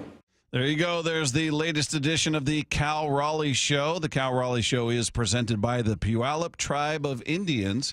So now that we've finally gotten the question, we were all asking, where does Cal get his haircut? Yes. Yeah. Boy, he besmirched great clips. And like, wait a minute. Yeah, a couple of them in there. He's throwing them under the bus. Yeah. Or the table, as Lefko likes to say. That's pretty awesome that he had an aunt that could cut hair. Get haircut. Cut hair. Get your hair cut. Yeah, hair needs cut. Hairs need cut. Yeah, that was. Well, we saw him during the Buhner Buzz cut when we were out over at the Hatback, and remember he had his head shaved. That was an odd look for him. Did he shave it? Yeah, I mean he had like little tiny. I think it was to the lowest set. It wasn't skin, but I think it was the lowest setting on the clippers, and it you know he needed a tan there. The rest of them had a little color, and then you just had this giant white scalp there. It was jarring. Yeah, old white men can't really pull off that deal. Although Jay Buhner, I would say, yeah, he's got a. He's been out in the sun a lot, though. He's pretty tan. He's very distinguished look. Yeah, there. Well, he's been bald for so long, you're just used to it. Yeah, it's not. It's not a surprise anymore. All right, there you go. There's the latest edition of the Cal Raleigh Show. If you guys didn't catch all of that, that will be available after the show on the podcast page at seattlesports.com. Meanwhile, we've got some reassurances yesterday about how we feel about the Seahawks offseason. We'll get into that next. It's Wyman and Bob. This is Seattle Sports on 710. After a setback in Game 2. Goodbye baseball, and it's the 4th tonight for the Nationals. The Mariners look to the rubber game. Still got a chance tomorrow to win the series and come back and get it. Mariners, Nationals, tonight. Wyman and Bob take you all the way up to pregame at 5:30. First pitch at 6:40. On the home of the Mariners and the race for the AL West. Swung on, blasted left field. It is on its way. Seattle Sports on 710 and the Seattle Sports app. Since time immemorial, the Puyallup tribe of Indians have lived on what is now called Puget Sound. The Puyallup tribe is a sovereign nation of more than 6,000 members and one of the largest employers in Pierce County. Today, the Puyallup tribe continues to serve its members and community with generosity and is committed to building a sustainable way of life for future generations. Learn more at puyalluptribe-nsn.gov. That's puyalluptribe-nsn.gov. Need a new roof but not in the budget? A new roof doesn't have to break the bank. Justin Shirley, CEO of State Roofing and Exteriors here. Right now, State Roofing and Exteriors is offering 0 down, 0 payments, and 0 interest for up to 24 months. That's 2 years with no payments while getting the protection your home deserves. But this offer won't last forever. Call 866-ROOF-ROOF or visit stateroofing.com today to get on our summer schedule now. State Roofing and Exteriors, held to a higher standard since 1968. I've always been an athletic guy, but after turning 40, I noticed I was slowing down. I booked a free testosterone check with Revive Health and learned that low T doesn't just impact my performance in the bedroom. I've been following a custom treatment plan ever since, and today I'm feeling stronger and more confident than ever. If you're ready to book your free T-check, text BOOST to 65555 or visit ReviveMensHealth.com to schedule your appointment. Message and data rates may apply. Message frequency varies. Text help for help. Text stop to cancel. See privacy policy at ReviveMensHealth.com/privacy policy. For info on how opt-in info will be used and terms and conditions at ReviveMensHealth.com/terms of use for terms of short code service. This message comes from Viking, committed to exploring the world in comfort. Journey through the heart of Europe on an elegant Viking longship with thoughtful service, destination-focused dining, and cultural enrichment on board and on shore. With small ships that bring travelers closer to the destination, there's more time to explore. And every Viking voyage is all-inclusive, with no children and no casinos. Discover more at Viking.com. Go from daydreamer to industry leader with Amazon Business. From office supplies to IT essentials, Amazon Business provides tools that help you save costs and make insight-based decisions. Learn how to bring your visions to life at AmazonBusiness.com. Right now, get a $15 gift card after rebate with the purchase of select AC Pro refrigerant products at O'Reilly Auto Parts. O'Reilly Auto Parts. Texting enrolls you in recurring automated text messages. Consent not required to purchase. Message and data rates may apply. Hey, Dan, how you doing? Haven't seen you around the gym for a while. Yeah, I've really fallen off. Since I turned 40, I just don't get the results I used to get. Could be lower testosterone. Lower T? Yeah, I went through it a while back. Once you hit 40, your body has less free testosterone. I got Nugenix Total T, and it's made a huge difference for me. I've seen that ad on TV. Is it for real? Oh, yeah. The key ingredient is something called Tesnor, which helps boost free and total testosterone levels to help you trim up and stay lean. And it's made a difference for you? Man, I feel like I'm in my 20s again, at work, in the gym, and in the bedroom. Are they still giving out complimentary bottles for people to try it for themselves? Yeah, you just need to send them a text. Text BODY to 321-321 right now for your complimentary bottle of Nugenix Total T, the #1 selling testosterone booster at GNC. Plus, text now and we'll include a bottle of Nugenix Thermo, our most powerful fat incinerator ever, to help you get back into shape fast, absolutely free. Text BODY to 321-321. That's BODY to 321-321. The home of the Mariners, Seattle Sports. Cal swinging a drive, deep to right field. Every pitch of every Mariners game is on the Seattle Sports app. This might be the most surprising statistic I've shared in decades of doing local news. More than 75% of commuters will be involved in a car accident at some point. JP Pendergast of Pendergast Law with more. What makes it more surprising? The average person will be involved in 3 to 4 collisions in their lifetime. With accidents unbelievably prevalent, what are some safety tips if it happens to you? Safety first. Secondary collisions are not uncommon while awaiting help. Turn on those hazards and remain in a safe place. If a bystander witnessed the accident, capture their information and encourage them to remain at the scene. Seek medical attention immediately if needed, as delaying can be a costly mistake. Lastly, remember that statements made to police and insurance adjusters can affect your case. Collisions are more common than we'd like to think. If you find yourself in one, follow these helpful tips and then call my friends at Pendergast Law. If you or a loved one's injured in a car accident, call Pendergast Law. We can help. PendergastLaw.com. Get in the zone, AutoZone. Welcome to Bundle Deal Days at AutoZone. Well, I do need a bundle of things. When you bundle, you save. Do I save if I bundle oil with an oil filter? Save up to $12 on that bundle. What about brake pads and rotors? Bundle those and the brake pads are free. Can't save more than free. You can save on hundreds of deals during Bundle Deal Days. Ends June 2nd at AutoZone. Get in the zone, AutoZone. Restrictions apply. Duralast brake pads only. I'm Ed Evans, CEO of Consumer Cellular. No, we're not one of the big guys. Truth is, we don't want to be. If you're over 50, Big Wireless probably has you paying for more data than you might need. You could be throwing away thousands over a lifetime. We're not here to be the biggest. We're here to bring you something we believe is better. Our plans start at just $20. You'll get the same fast nationwide coverage without the big wireless bill. Call 1-888-FREEDOM, visit consumercellular.com/facts or a store near you. Plans include $5 credit for auto pay and e-billing. See site for additional facts. This hour is serviced by the Lee Johnson Auto family. From the Quantum Fiber Studio, you're listening to Wyman and Bob. Weekdays 2 to 7. On Seattle Sports and 97.3 FM HD2. Text line is there for you, 866-979-3776.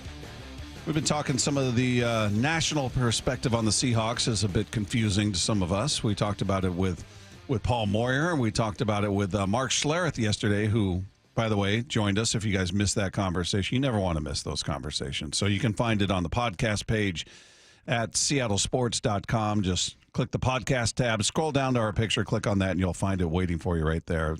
Great stuff. He had another great line. He always says something that's funny. I thought maybe his best ever was a tie on the door. I'm watching Aaron throw. That's right. That was good.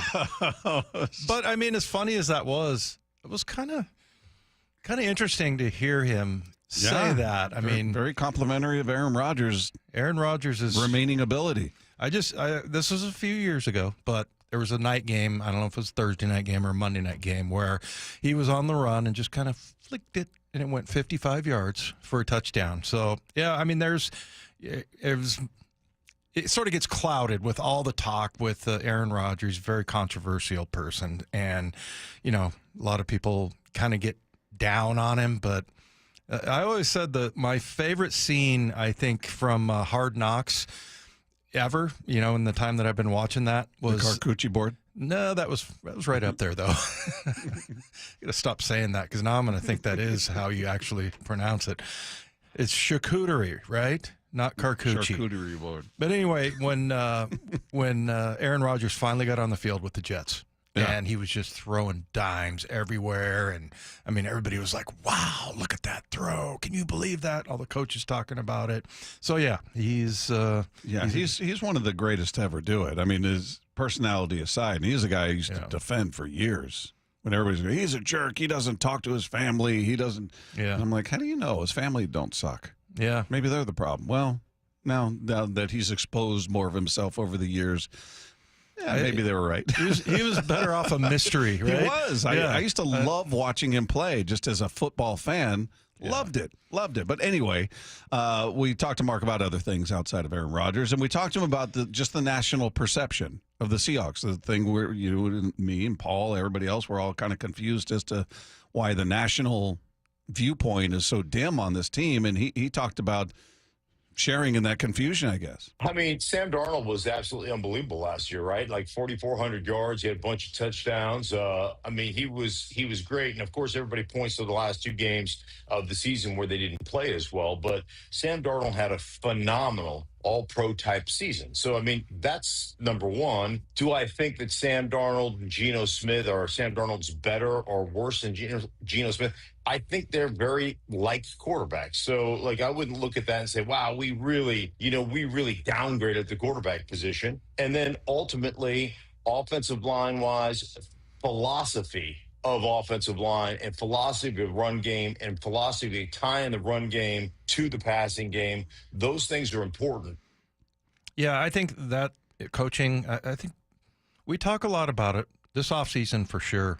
But the more I hear and the more further away we get from it, the more becomes obvious that the offensive line was not happy with the things that they were running. Mm-hmm. And so, like we always talk about how a lot of the good offensive linemen and offensive line coaches will say, and like Mark, you need to call offensive line friendly plays. Yeah. Where you help those guys out. Put them in a position to succeed. Exactly. So, yeah, and that was the one Mark, remember, he told us if they didn't like a play, they would screw it up in practice a number of times just so they wouldn't run it. Yeah. Yeah. And he went on to talk about, a story about Cliff Kingsbury, and explaining how Clint Kubiak should be able to put Darnold in a position to have success. I mean, that was his whole offensive line thing. Mm-hmm. What was his quote? Something about, don't get mad at me because I screwed up. You're the dumbass that had me doing something you knew I couldn't do, or something along those lines. But here he is just talking about, ultimately expecting Kubiak's going to be able to put Darnold in great positions. Cliff Kingsbury had a great year as the offensive coordinator last year for Washington, and everybody wants to point to Jaden Daniels and all those things. But talking to Cliff Kingsbury, he'll sit there and he will tell you, man, there were so many things I did not understand coming out of college about attacking and controlling the middle of the football field in the NFL, because it's not the way it's designed in college. And so he was like, I really did not know how to use my tight ends properly, because we were mostly a 4 wide receiver base in the college game. And there's a lot of that goes on in the college game, and really understanding how vital that those hash marks make the middle of the field, and being able to control and own the middle of the field. Those things, that's absolutely paramount in having a successful offense in the NFL. And so you get people with experience coming to Seattle that understand that aspect of the game. I like that everything's coming back to that. It's like, okay, instead of 4 wides, the tight end who works the middle of the field. Mm-hmm. Now, all of a sudden, you're seeing people are developing fullbacks, like the Seahawks, and that it's all about in the middle of the field, and how, it's just more of a smash mouth type of game.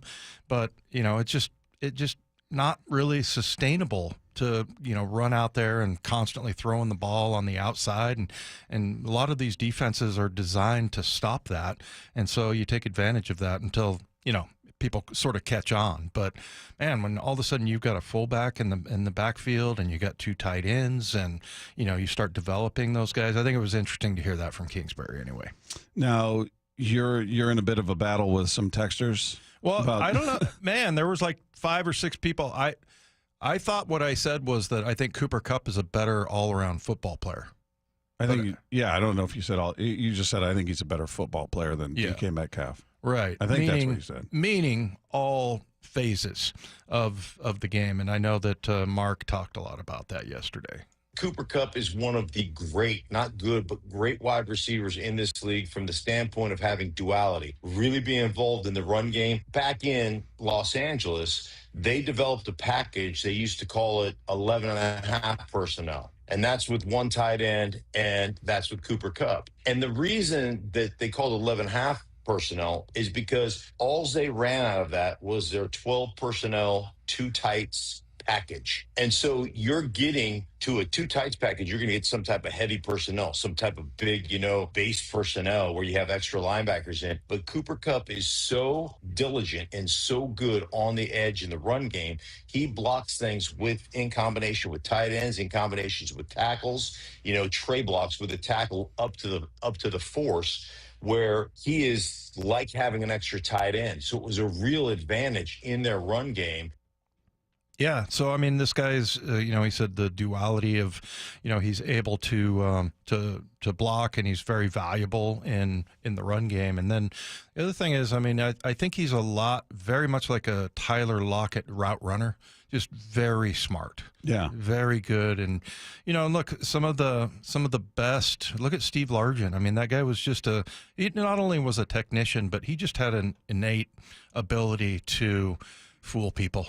as far as, his body movements and how, he would, a lot of times he would beat guys on the side that they're taking away. Because a lot of times you'll, as a defender, say, okay, I'm going to take away the middle with my body position. And once they think that, then they think they're pretty secure. And Steve would say, that's where I'm going to beat them, because they're not thinking about anything inside because they think they've taken it away with their body position. But and they think they're just going to react to everything on the outside. So it kind of cuts it in half. And he's like, no, I'm going to beat him on that inside because he thinks he's got that part down. So that mental part of it, I think Cooper Kupp is definitely an upgrade in that. Now, does he look like DK? I think the biggest thing with him is his health. Played that 17 game season in, what was that, 21? He had almost 2,000 yards. That was crazy. Yeah, and 114 yards per game. So, but, since then it's been 9 games, 12 games, 11 games. So I think that's the biggest difference. But, yeah, I was saying I think he's a better overall football player.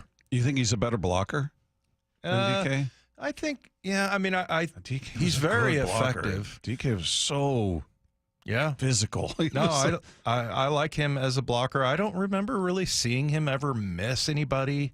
The only problem he ever had was getting caught up in personal battles. But he's like a linebacker out there blocking cornerbacks. He's huge. Yeah. He's absolutely huge. And that would be the one area I'd maybe disagree with you in terms of being a better blocker. Yeah. But I mean, a lot about blocking is knowing who to block and how to block. And the reason why they put him in there is because he does that. He's very sound at that way. Yeah.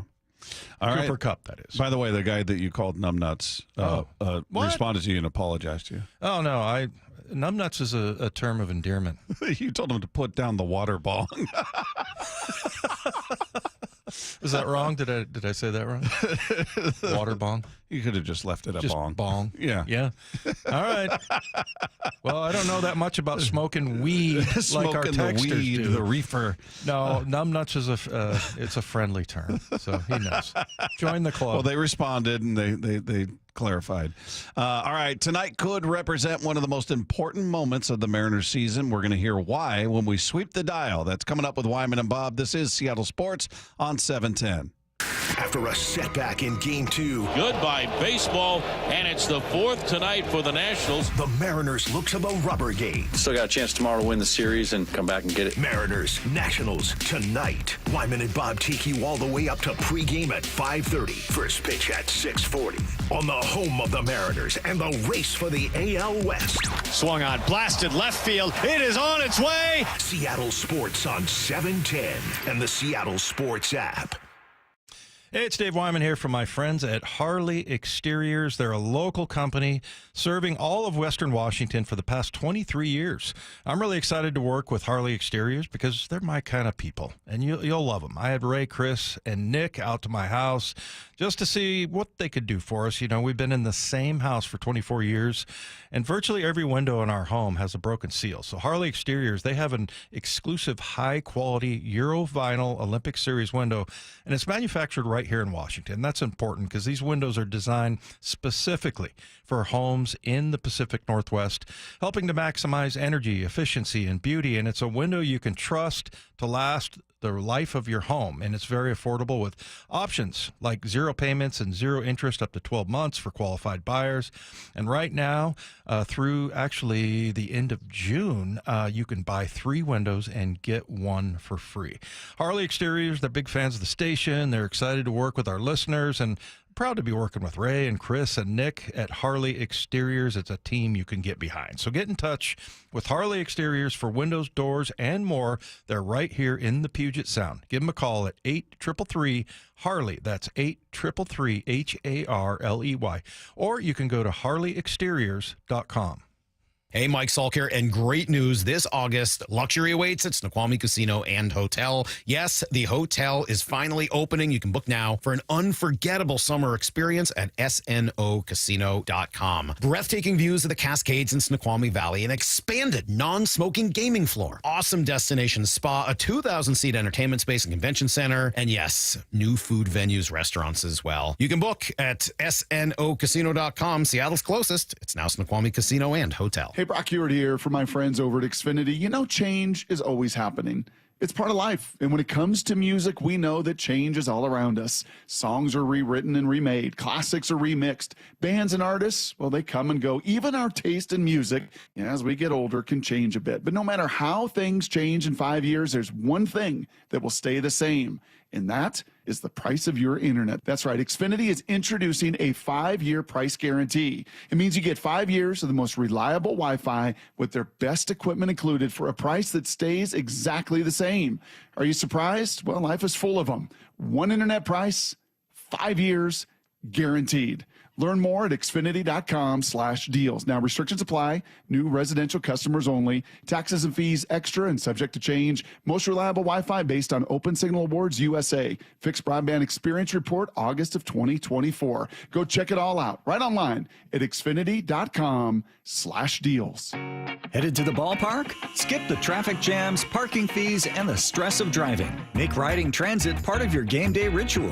Roll in with your crew, talk stats, and meet fans. No traffic, no stress. Community Transit riders enjoy seamless connections to light rail and ferries to get to Seattle and beyond. And youth 18 and under ride the bus for free. All in for the win. Plan your trip with Community Transit at ctgo.org/homerun. Does your yard need shade, privacy, or a little brightening up? Look no further than Big Trees. I'm Nancy Penrose, owner of Big Trees in Snohomish. At our 30-acre location, there are thousands of trees to choose from and knowledgeable staff, including a board-certified master arborist, to help you find exactly what you're looking for. Visit the nursery and learn more about Big Trees at bigtreesupply.com. Beauty, privacy, instantly. Big Trees. The home of the Mariners. Left off to center. It is on its way. Julio, 2-run home run. Hear every pitch on 710 and the Seattle Sports app. Testing, testing. We're live from Chick-fil-A. This is Grant. And this is Laura. And a little thing we love about the Chick-fil-A Smokehouse Barbecue Bacon Sandwich is that sweet bun. And that chicken filet was perfectly crispy and soft at the same time. And that Smokehouse Barbecue sauce, it's a lot of fun. And the brown sugar bacon definitely had a little bit more pizzazz. Also, the mac, one of the all-time greats. Man, I'm getting hungry. Order the Smokehouse Barbecue Bacon Sandwich and a Coca-Cola on the Chick-fil-A app for a limited time. Real guests paid for their testimonials. Now more than ever, Lowe's knows you don't just want a low price, you want the lowest price. And with our lowest price guarantee, you can count on us for competitive prices on all your home improvement projects. If you find a qualifying lower price somewhere else on the same item, we'll match it. Lowe's, we help, you save. Price match applies the same item, current price at qualifying retailers. Exclusions and terms apply. Learn how we'll match price at lowes.com/lowest price guarantee. So I formed Davis Law Group about 30 years ago, and I would get, the same questions from people about what to do in the case of an accident. Do you need a lawyer? To the point where I decided that I would at least write a book which would answer the common questions that I would receive as a lawyer. Once I wrote my first book, it proved to be hugely popular. I decided to write then a series of books in different accident cases so that we could really teach people about their rights, how to protect them, and how to decide on whether they need a lawyer and what lawyer to hire. I've found in my career that having a client that is educated and knowledgeable about their particular type of case really helps the client and also usually ends up making the case or the claim more successful. To get your free copy of any of my Washington accident books, visit WashingtonAccidentBooks.com. Scanning the airwaves for the most interesting and entertaining stories of the day. Sweeping the dial. Every afternoon at 4:45 with Wyman and Bob. Presented by Silver Reef Casino Resort. Well, there weren't any positives really in the game itself last night, but then afterwards, thoughts turned to, as Paul Moyer said, hey, he's great. It's a new day. So Dan Wilson was asked, all right, well, with Logan Gilbert close, set to make a rehab start tonight, how does that feel knowing he's about to be back in the rotation? Yeah, he's been putting the work in like we've talked about, and I know he's anxious to get out on the mound, and that rehab process starts tomorrow, and I know he's looking forward to it, and as are we, and again, he's we'll see how his a start goes and continue to assess. But really good to get him back out there.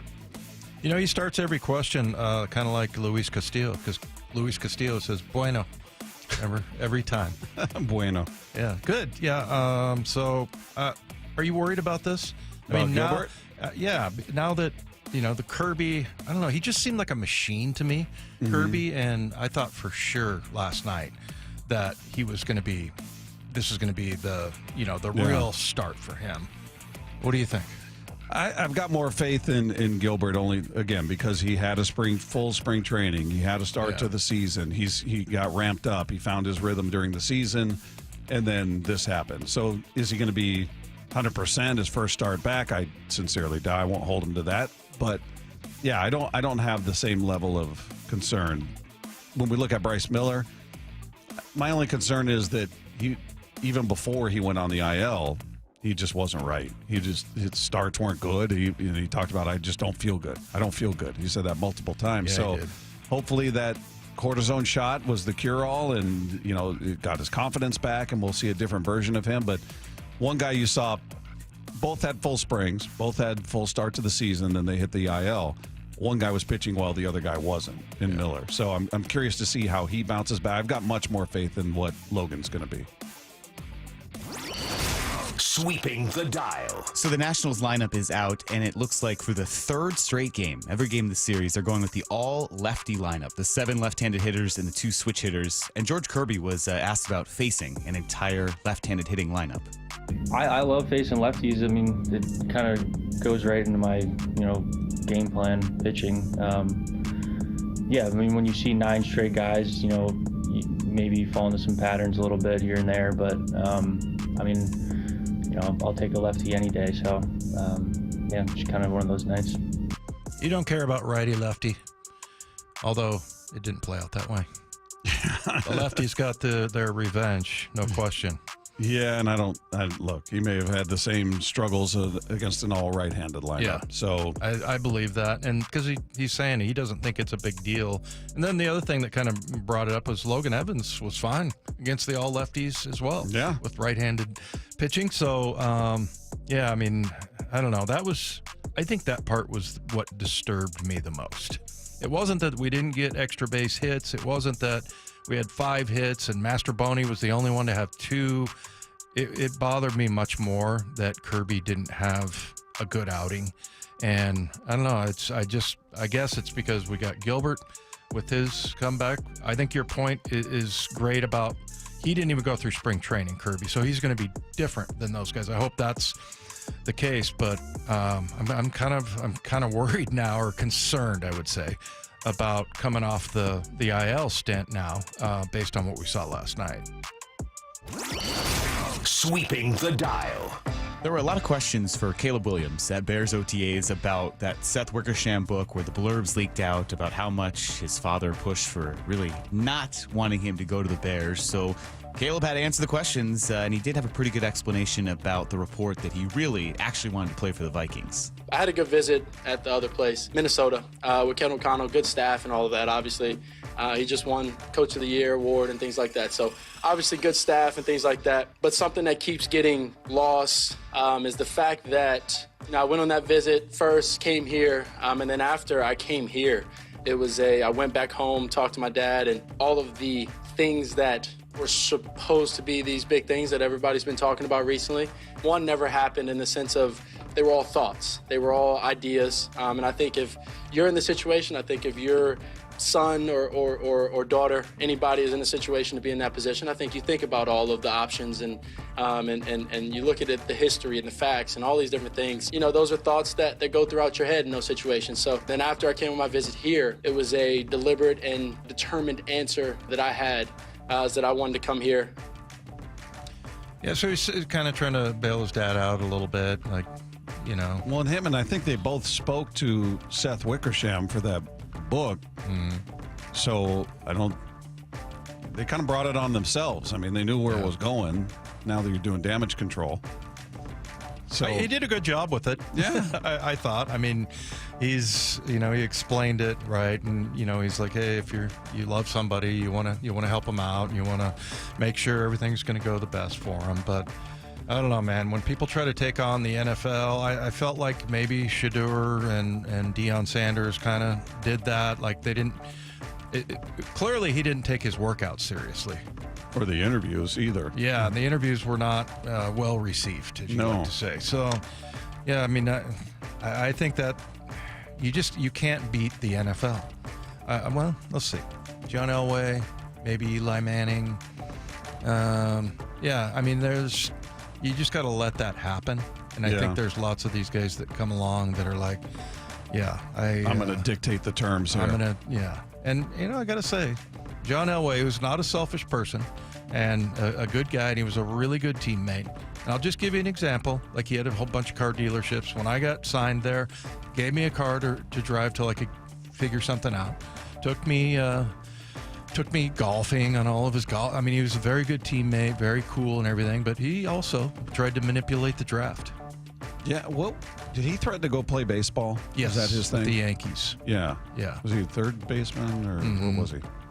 No, I think he was a right fielder. Oh, was he? Yeah, and supposedly he had a good arm. He had such a good arm that supposedly they would run plays every once in a while where he would like fumble the ball on a single hit out to right, so the guy would try to take second and then just rifle him out.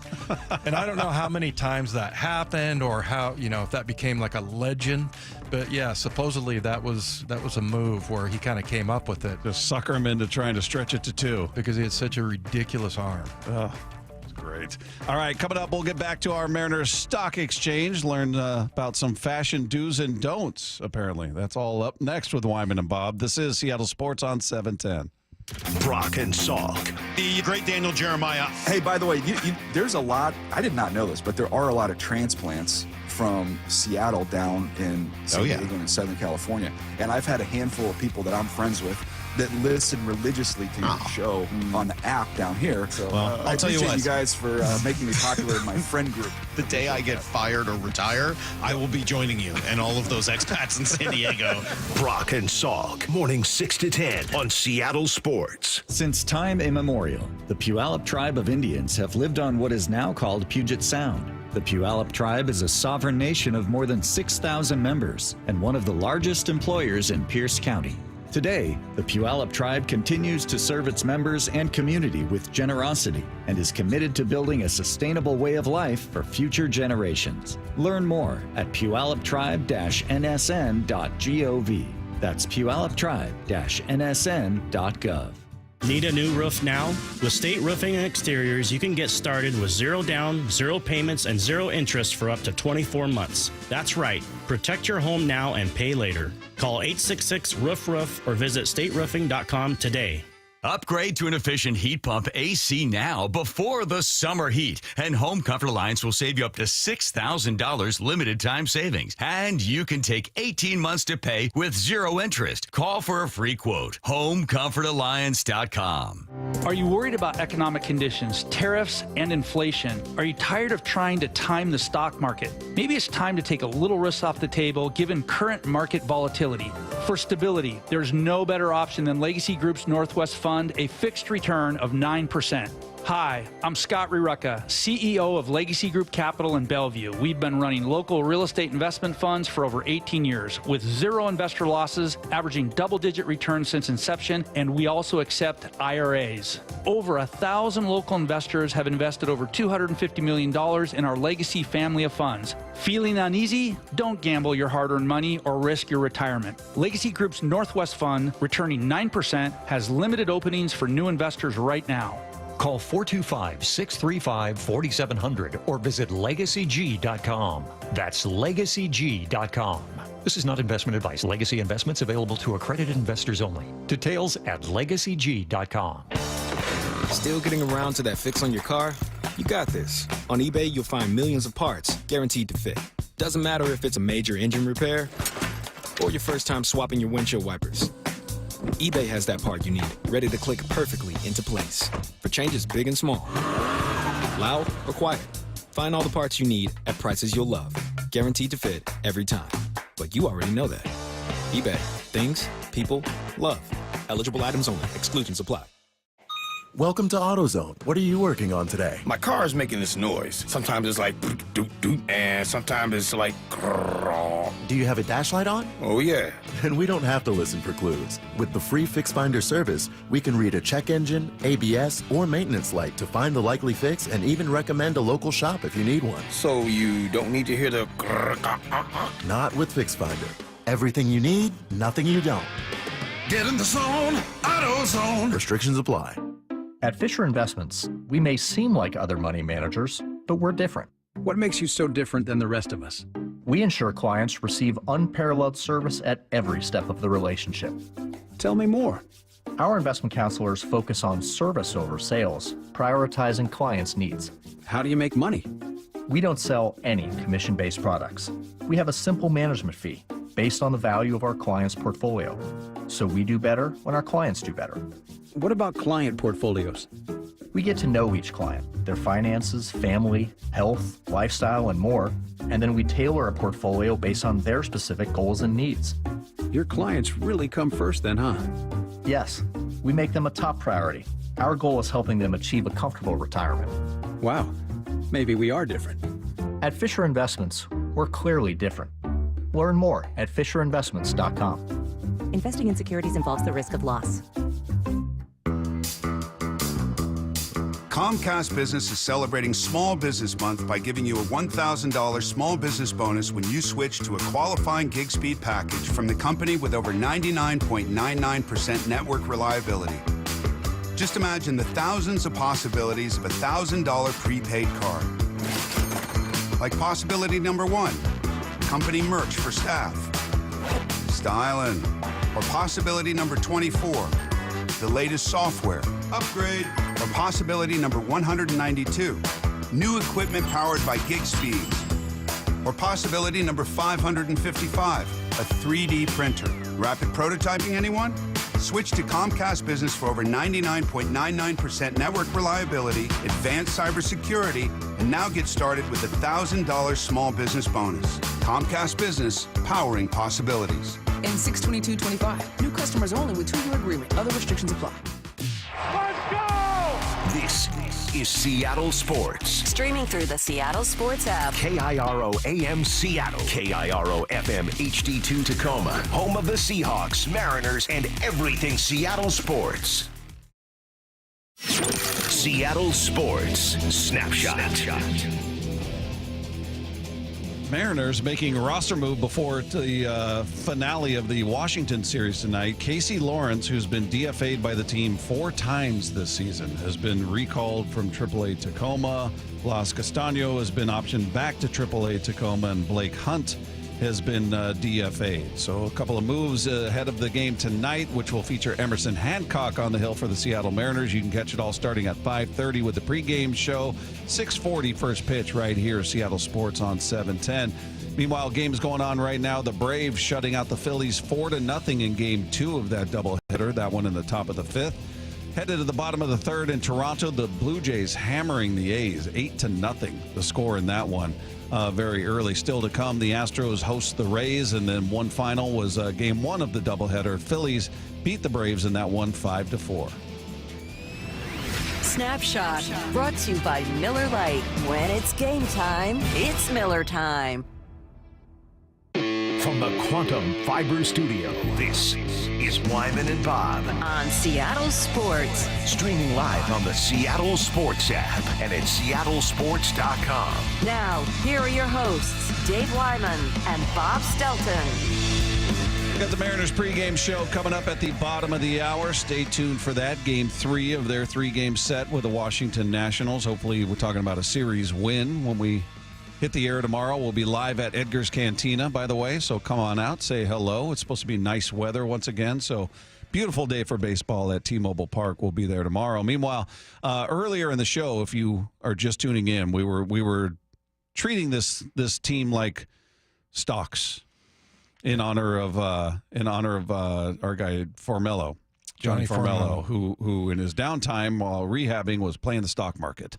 And fancies himself a day trader. That's right. He's big into it. I like it. He's just talking about getting up early and, getting the pre-number. Well, I'll just let him explain it. Yeah, I've always been into the market. I got into it in high school, but I had the time in rehab, so I would wake up real early. I was rehabbing in Arizona, so West Coast time, markets opened at 6:30 a.m. I'm up at 6 looking at the pre-market, and then 6:30 comes around, and it's go time against the big boys in New York. It was a lot of fun, man. It definitely kept me going, and it was definitely the highlight of my rehab. Pre-market, Dave. That's what I was looking for. Well, there you go. I like that. He's saying going up against the big boys. Yeah, that's hilarious. But look, as long as he's being prudent about the amount of money that he's putting at risk, because you're a guy that just picked it up and you're a baseball's your trade. Yeah. Those guys, the big boys in New York, that's what they do for a living. They've been doing that since they were about 12 years old. So they're like the pro poker players out pros. there. Yeah, this exactly. is gambling. Mm-hmm. So but you can do that if it's a small percentage of whatever you're. See, I was at Merrill Lynch, and we really were more financial planners. So I mentioned it earlier. We every once in a while would buy a stock, or somebody'd say, hey, give me this kind of a stock that you think can grow, and what's the hot thing, and we'd look at our sheets, whatever. Okay, let's recommend this. But more than anything, people that gambled during that period of time, like in the late 90s, they lost. Mm-hmm. If you were on the upside. Now if you're a bear, and that's what we're playing, bear and bull. If you're a bear and you think the market's going to go down, there are ways like puts I was talking about yesterday that are, a strike price that if it goes, below that, let's say a $100 stock and the put's at 90, anything below that new strike price, you're making money. It's like protects you on the upside.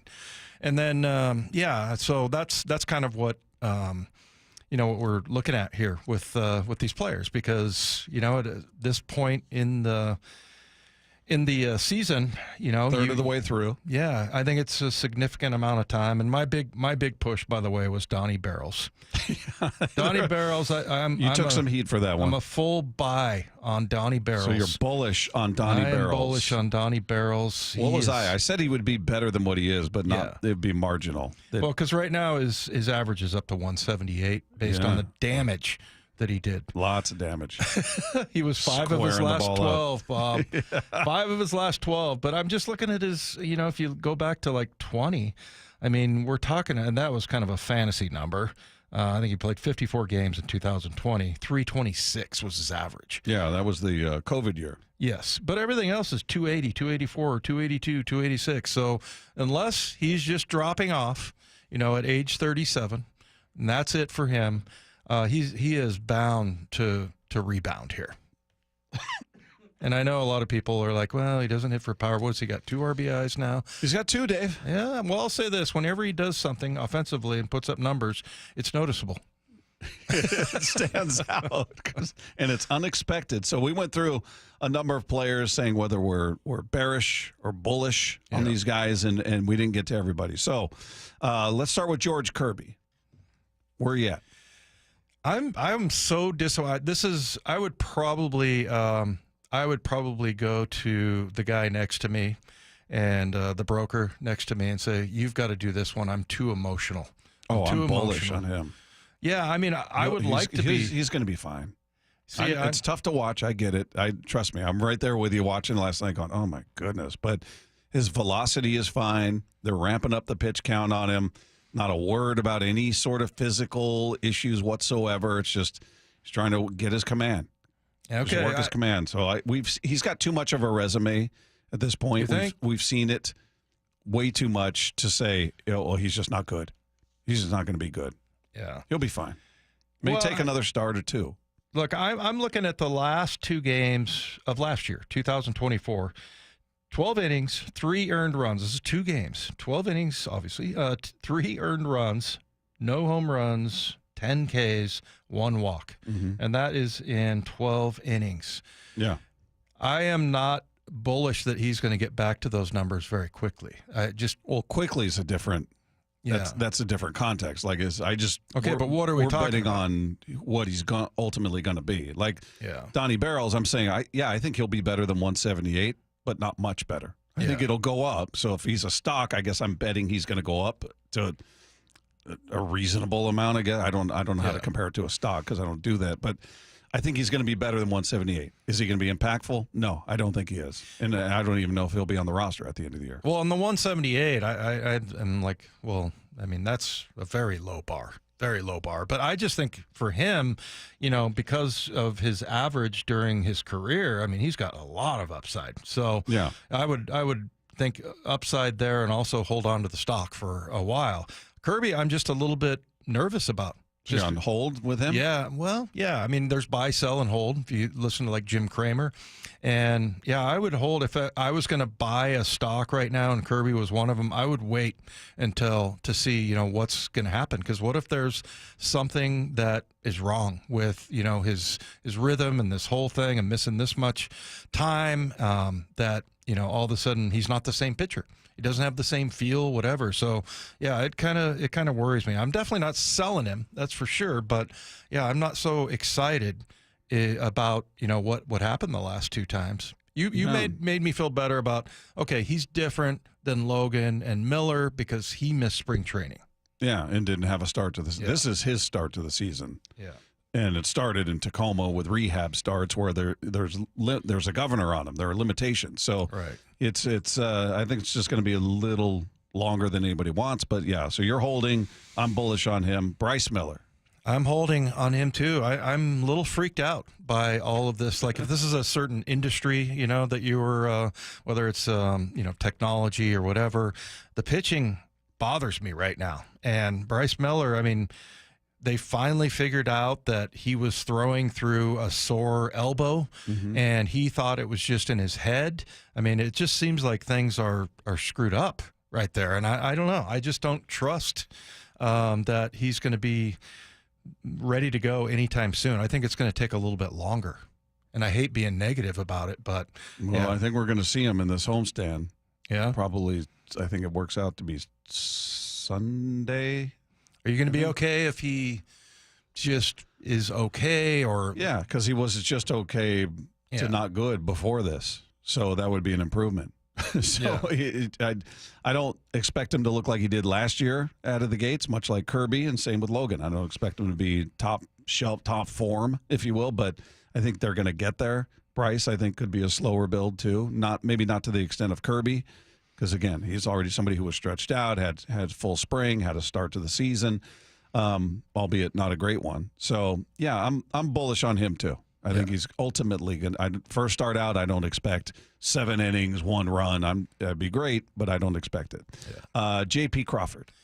Yeah, J.P., I think, in the short term, I'm definitely buying right now. Because if you look at the first 12 games for J.P. this year, 125 was his average, 11 strikeouts, no home runs, no RBIs. He had 10 walks.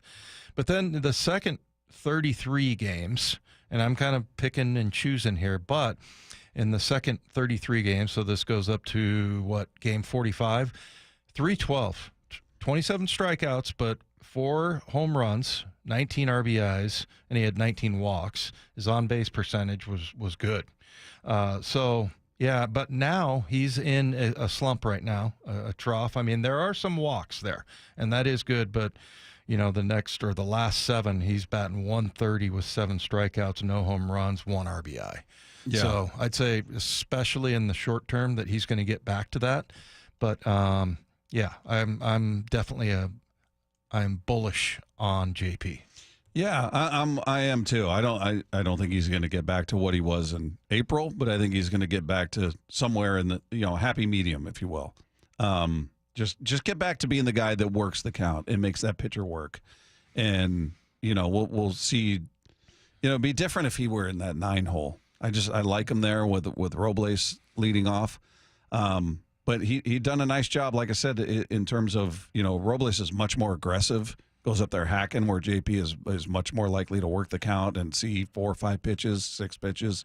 If he can do that, I'm good. And I think he'll get back to that. So I'm bullish on him as well. Next up, Matt Brash. Yeah, I don't. What you've seen from him so far, what do you think, man? I mean, I think he's been great. They're being very careful. He missed an entire season. He hadn't pitched since 23, so he missed an entire year plus. So I get handle him with kid gloves. I don't know what their schedule is with him, but to this point, the velocity is there, the movement on the pitches is there. He has yet to give up a run, so I'm very bullish on him. Yeah, I'm kind of more like hold, and I just because I'm spooked because of the whole injury thing. But yeah, you look at he's got 6 innings pitched so far this year, and he hasn't given up an earned run. He's only given up 3 hits. Yeah, he's just got to work on the walks. He's got to. Yeah, and remember that when he was a starter. 4 walks. Remember his very first start? He was just walking the world. Yeah. He was command. They were having a hard time with his command. Right. Before he got thrown into the bullpen role. But yeah, as far as how he's looked, I'm always looking at velocity, looking at, all right, how do they respond after the game? Any mention of anything physical? I felt a little tired or, nothing. Not a mention of anything. So much like Kirby, I'm looking at him going, yeah, he's just, with him, they're being incredibly deliberate and careful. So I'm not totally in touch with what the schedule is with him, how often they want to use him, but he's looked good. Yeah, I just think because of the injury thing just in general, and you talk about Kirby not being there for spring training, this guy hasn't been there since 2023. Yeah. So, but right now he's getting lots of ground balls. And like you said, he's walked 4 in 6 innings, but yeah, I mean that part's got to improve. Yeah, but I would say right now, I mean, just because of the whole injury thing, once again, I'm sort of bearish on that. Wow. Yeah, I'm negative. I was going to be the optimist. It's Doomsday Dave is back in the building, ladies and gentlemen. Only as it relates to pitching. All right, I seem to want to give every hitter an opportunity here to get bought. How about the last one here, Ben Williamson? Yeah, I'm going to say with Ben Williamson, it's a hold, just because I think he's where he's at. I mean, if you look at... He's got a 4-game hit streak going? Yeah, this is who he is, right? I mean, is it 246? Yeah. Yeah, his batting average right now, and he's just probably not going to hit for power. I think his defense is phenomenal. And I know you always say, hey, you got to have, some power at the corners, first and third, and I don't know, maybe he can be that guy. I don't think so. But 12 RBIs and a 246 batting average, considering what we were, thinking was going to happen at third base, I think he's been a great upside.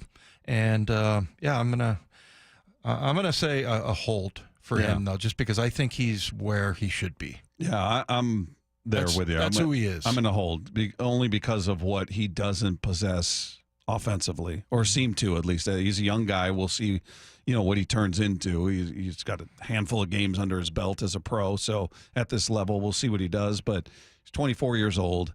Is he going to develop more power? Maybe. I don't know if he'll be your prototypical third baseman, but if his defense gets to a point where it's just so good that you can allow for him to be, maybe he's a decent average hitter and he gets on base and somebody else is driving him in, but that's the only way I see them straying from what you traditionally expect from your corner spots, which is production. So, yeah, I'll go with you. Hold on Ben Williamson. All right. I think we did it. What do you think? We're day traders right now. That's right. Day We're traders. up there. We need to call Johnny Formello and we'll get a little caucus going here. Mariners are hosting the Nationals tonight, Game 3 of that series at T-Mobile Park, and the roof looks to be open. Looks sunny outside from across the newsroom here as far as I can see, and that's the Mariners Roof Report, brought to you by State Roofing and Exteriors. Let's find out what we learned. This is a house of learned doctors. What you just said is one of the most insanely idiotic things I have ever heard. What did we learn today? No one's a bigger idiot than me. Stupidity is the easiest way out. Did we learn about fashion today? Was that the big takeaway, our fashion sense? We did. Well, it's all about that I wore my religious shirt today. Yeah, I was going to say, usually we try to dress this up. There's his dad joke. The dad joke went right over Mike's head. Didn't even hear. I wasn't listening. Of course you talking to a brick wall. Yeah. No, you're like a brick wall. Yeah. Usually, we try to have a innovative tease into what we're actually going to learn, but no. Today, we just learned that Dave has a hole in his shirt. You were asking Matt in Lefko about something that I did. Yeah. Whether that was something I should have done or should not have done. Yeah, and I didn't really know what the answer was. So, of course, I go to the two most sane, reliable people I know. They're both cackling We right were now. just the only other people Lefko, here, I guess. Yeah. Lefko and Nelson. And, so what did I do? I stretch or something like that? Yeah, you I'm put not your gonna arms do up it in the for them. air, but I pointed out, I go, hey, man, you got a big hole in the armpit of your shirt there. And I said, and? So you went and asked those guys during the break, should that be something that I Would you should point have that out? pointed out, yeah. Well, And- and they agreed with you. yeah. See, and Bob's doing it really to be nice, whereas I think Lefko and Matt would do it to make fun of me. Yeah. Yeah. They would follow the, hey, you got a hole in your shirt with, Wouldn't it be then we wouldn't point it out if we wanted you to be made fun of? Yeah, it would be your dirty little secret. I think that you guys keep would enjoy between us. making fun of him. I would wait until the end of the day and then make fun of him for it. Okay. So he has the knowledge that he's gone through his entire day with a massive hole in his old shirt. How about do it like 15 seconds leading up to the hard out? That way I wouldn't even have a response for you. You would just be able to get the last word. Look at Dave giving you ammo. How about that? Giving you a little strategy. It's a good idea. I like how Mike just talked right over my religious shirt. He wasn't listening. I was trying to get to it because we have a lot to learn, and I missed that. We're in a hurry. Okay, you I'll go ahead, back and Mike. listen. I'm sure it was very good, Dave. Sure it was a great joke. What else did we learn? And we learned that actually, not just hole in his shirt, Dave has a history of wardrobe malfunctions. Cool if you're walking around the building with a sleeveless shirt with the jagged cut marks from your scissors. I've told you this story before, and I don't know if I told it on the air, but I typically I'm not like you said. Graz would a lot of times he would have the barn door open. Oh yeah, yeah, and he'd have bats in the cave too. Okay, quite frequently. Yeah, but remember the Pearson story where I was down the sidelines and Dave Pearson, just my buddy, going back to 1989, and I told him, of all the friends that I have, you're the biggest bleep. Yeah, that I have as a friend, and he just looks at me and goes, "Your fly's open." Turns around, walks away, and I look down. I'm like, damn it! That made me like him even more. It's classic. Just no expression, no smile, no "I got you." Just your fly's open. See ya.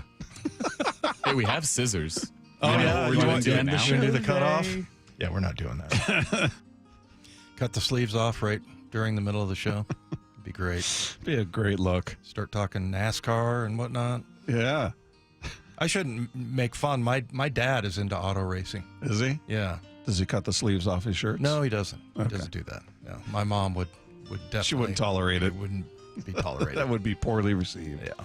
What else did we learn? We learned that even when Mark Schlereth isn't on the show, he can still make Matt uncomfortable. He had another great line. He always says something that's funny. I thought maybe his best ever was Put a tie on the door. I'm watching Aaron throw. That's right. That was good. But I mean, as funny as that was, it was kind of interesting to hear him say that. I mean, very complimentary of Aaron Rodgers. Aaron Rodgers' remaining ability. Yeah, I was going to refer to the one that he had, was it 2 weeks ago? He's like, "Are you sure you're right-handed?" Oh, yeah, He was yeah. talking about Justin Fields. That was good. What made you uncomfortable, Matt? You're in there shaking your head. You're shaking at Lefko or what Schlereth said? Both. I think both. Okay. And I'm not going to explain on either count. Okay. You seemed confused when Lefko was setting it up. You kind of had that look like, what are you talking about? Oh, I told him we only had Dave Close related what we learned. So that was a surprise for Matt. Honestly, I just couldn't remember. It happened hours ago. So many things that Matt could be shaking his head That's about that. Why speculate? During this show, shaking my head is just kind of the default state. Yeah. Most things aren't a head shake. What else did we learn? We learned that Dave gets new clothes about once every century. But there's part of you that thinks I shouldn't have pointed out that you had a hole in your armpit. No, I was just curious. Like, is that what we do here? If we're considerate friends, I think we do. Well, and then I go in there with those two knuckleheads, and I just get grilled. When's the last time you wore it? When did you get that shirt? Actually, this is probably about the turn of the century. Shirt, NFL alumni. Obviously, Yeah. I didn't get that when I was playing. But yeah, I mean, I just don't really notice that. Okay. I won't wear this shirt again. You can wear it. I don't care. I was just giving you a heads up, man. I was just giving you a heads up. I wasn't saying you were being annoying or anything. I was just like, I don't know. Is that something that two dudes talk about? Holes in their clothes? Is that what we do here? Can we wrap that show up, that part, and send it off and see if maybe we can get some awards for it? Radio awards. What's the... Is that what we do here? The Marconi Awards? Marconi. There you go. That's radio We'll get gold one for right that. there. Yeah. Did we learn anything else? That is it. That's all the learning Please from let it today? end. Please let it. Dave's going to go throw this. Are you going to throw that shirt away? Yeah, I'm very self-conscious right now, even as we speak. All right. I want to thank our guests today, Matt Snyder, Paul Moyer, and, of course, we had the Raleigh Show. If you guys missed any part of today's show or any day, just head to the podcast page at seattlesports.com. Click the podcast tab. Scroll down to our picture. Click on that.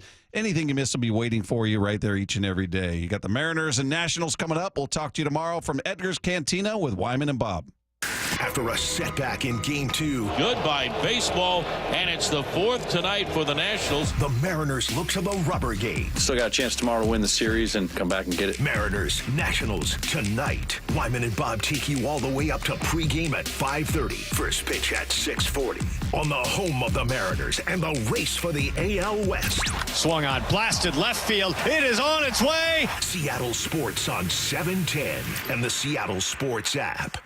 Dave Wyman here for Harley Exteriors, a local company serving all of Western Washington for 23 years. I'm excited to work with Harley Exteriors because they're my type of people. I met with Ray, Chris, and Nick at my home recently about getting our windows replaced. We've been in our home for over 20 years, and virtually every window has a broken seal. We talked about Harley Exteriors and their exclusive, high-quality Eurovinyl Olympic Series window. It's manufactured right here in Washington. They're designed specifically for homes in the Pacific Northwest, helping to maximize energy, efficiency, and beauty. It's a window you can trust to last the life of your home. It's very affordable with options like 0 payments and 0 interest up to 12 months for qualified buyers. And through May, buy 3 windows and get 1 free. Harley Exteriors are big fans of the station, and they're excited to work with our listeners. Get in touch with Harley Exteriors for windows, doors, and more in Puget Sound. Call 833-HARLEY, HARLEY, or go to harleyexteriors.com. Hey, Brock Hewitt here for my friends over at Xfinity. You know, change is always happening. It's part of life. And when it comes to music, we know that change is all around us. Songs are rewritten and remade. Classics are remixed. Bands and artists, well, they come and go. Even our taste in music, as we get older, can change a bit. But no matter how things change in 5 years, there's one thing that will stay the same. And that is the price of your internet. That's right. Xfinity is introducing a 5-year price guarantee. It means you get 5 years of the most reliable Wi-Fi with their best equipment included for a price that stays exactly the same. Are you surprised? Well, life is full of them. One internet price, 5 years, guaranteed. Learn more at Xfinity.com/deals. Now, restrictions apply. New residential customers only. Taxes and fees extra and subject to change. Most reliable Wi-Fi based on Open Signal Awards USA. Fixed Broadband Experience Report, August of 2024. Go check it all out right online at Xfinity.com/deals. Heading to the ball game? Don't mess with traffic and pricey parking fees. Make it easy and ride the bus. It's affordable and convenient. No stress, no hassle. And plenty of time to grab a hot dog before first pitch. Community Transit makes riding the bus fun, easy, and affordable. You save money on parking, and kids under 18 ride for free. See where they can take you and plan your trip today. Go to Community Transit at ctgo.org/home run. Hey, Mike Salk here, and great news. This August, luxury awaits at Snoqualmie Casino and Hotel. Yes, the hotel is finally opening. You can book now for an unforgettable summer experience at snocasino.com. Breathtaking views of the Cascades in Snoqualmie Valley, an expanded non-smoking gaming floor, awesome destination spa, a 2,000-seat entertainment space and convention center, and yes, new food venues, restaurants as well. You can book at snocasino.com. Seattle's closest. It's now Snoqualmie Casino and Hotel. Need a new roof now? With State Roofing and Exteriors, you can get started with 0 down, 0 payments, and 0 interest for up to 24 months. That's right. Protect your home now and pay later. Call 866-ROOF-ROOF or visit stateroofing.com today. Upgrade your home cooling before the summer heat with Home Comfort Alliance and save up to $6,000 while taking 18 months to pay with 0 interest. Visit HomeComfortAlliance.com. That's HomeComfortAlliance.com. The home of the Mariners. One hopper snared at short. On a quick hop by J.P. Crawford. That guy's a magician over there at shortstop. Seattle Sports. Download the Seattle Sports app. Now more than ever, Lowe's knows you don't just want a low price, you want the lowest price. And with our lowest price guarantee, you can count on us for competitive prices on all your home improvement projects. If you find a qualifying lower price somewhere else on the same item, we'll match it. Lowe's, we help, you save. Price match applies the same item, current price at qualifying retailers. Exclusions and terms apply. Learn how we'll match price at lowes.com/lowest price guarantee. Progressive Home Quote Explorer lets you easily compare rates, so shopping for insurance might be the easiest part of owning a home. Definitely easier than this. Psst, honey. Honey! What? Shh, there's a salesman walking up the driveway. Oh no, he's got a clipboard. What do we do? Get down. Down? On the floor, you... Shoot, did he see us? Why are you breathing so loud? Home ownership isn't easy, but with Progressive's Home Quote Explorer, shopping for home insurance is. Progressive Casualty Insurance Company affiliates and third-party insurers. Comparison rates not available in all states or situations. Prices vary based on how you buy. Patrick was way behind on his IRS taxes. I was in way over my head. The total amount ended up being somewhere just over $30,000. $30,000.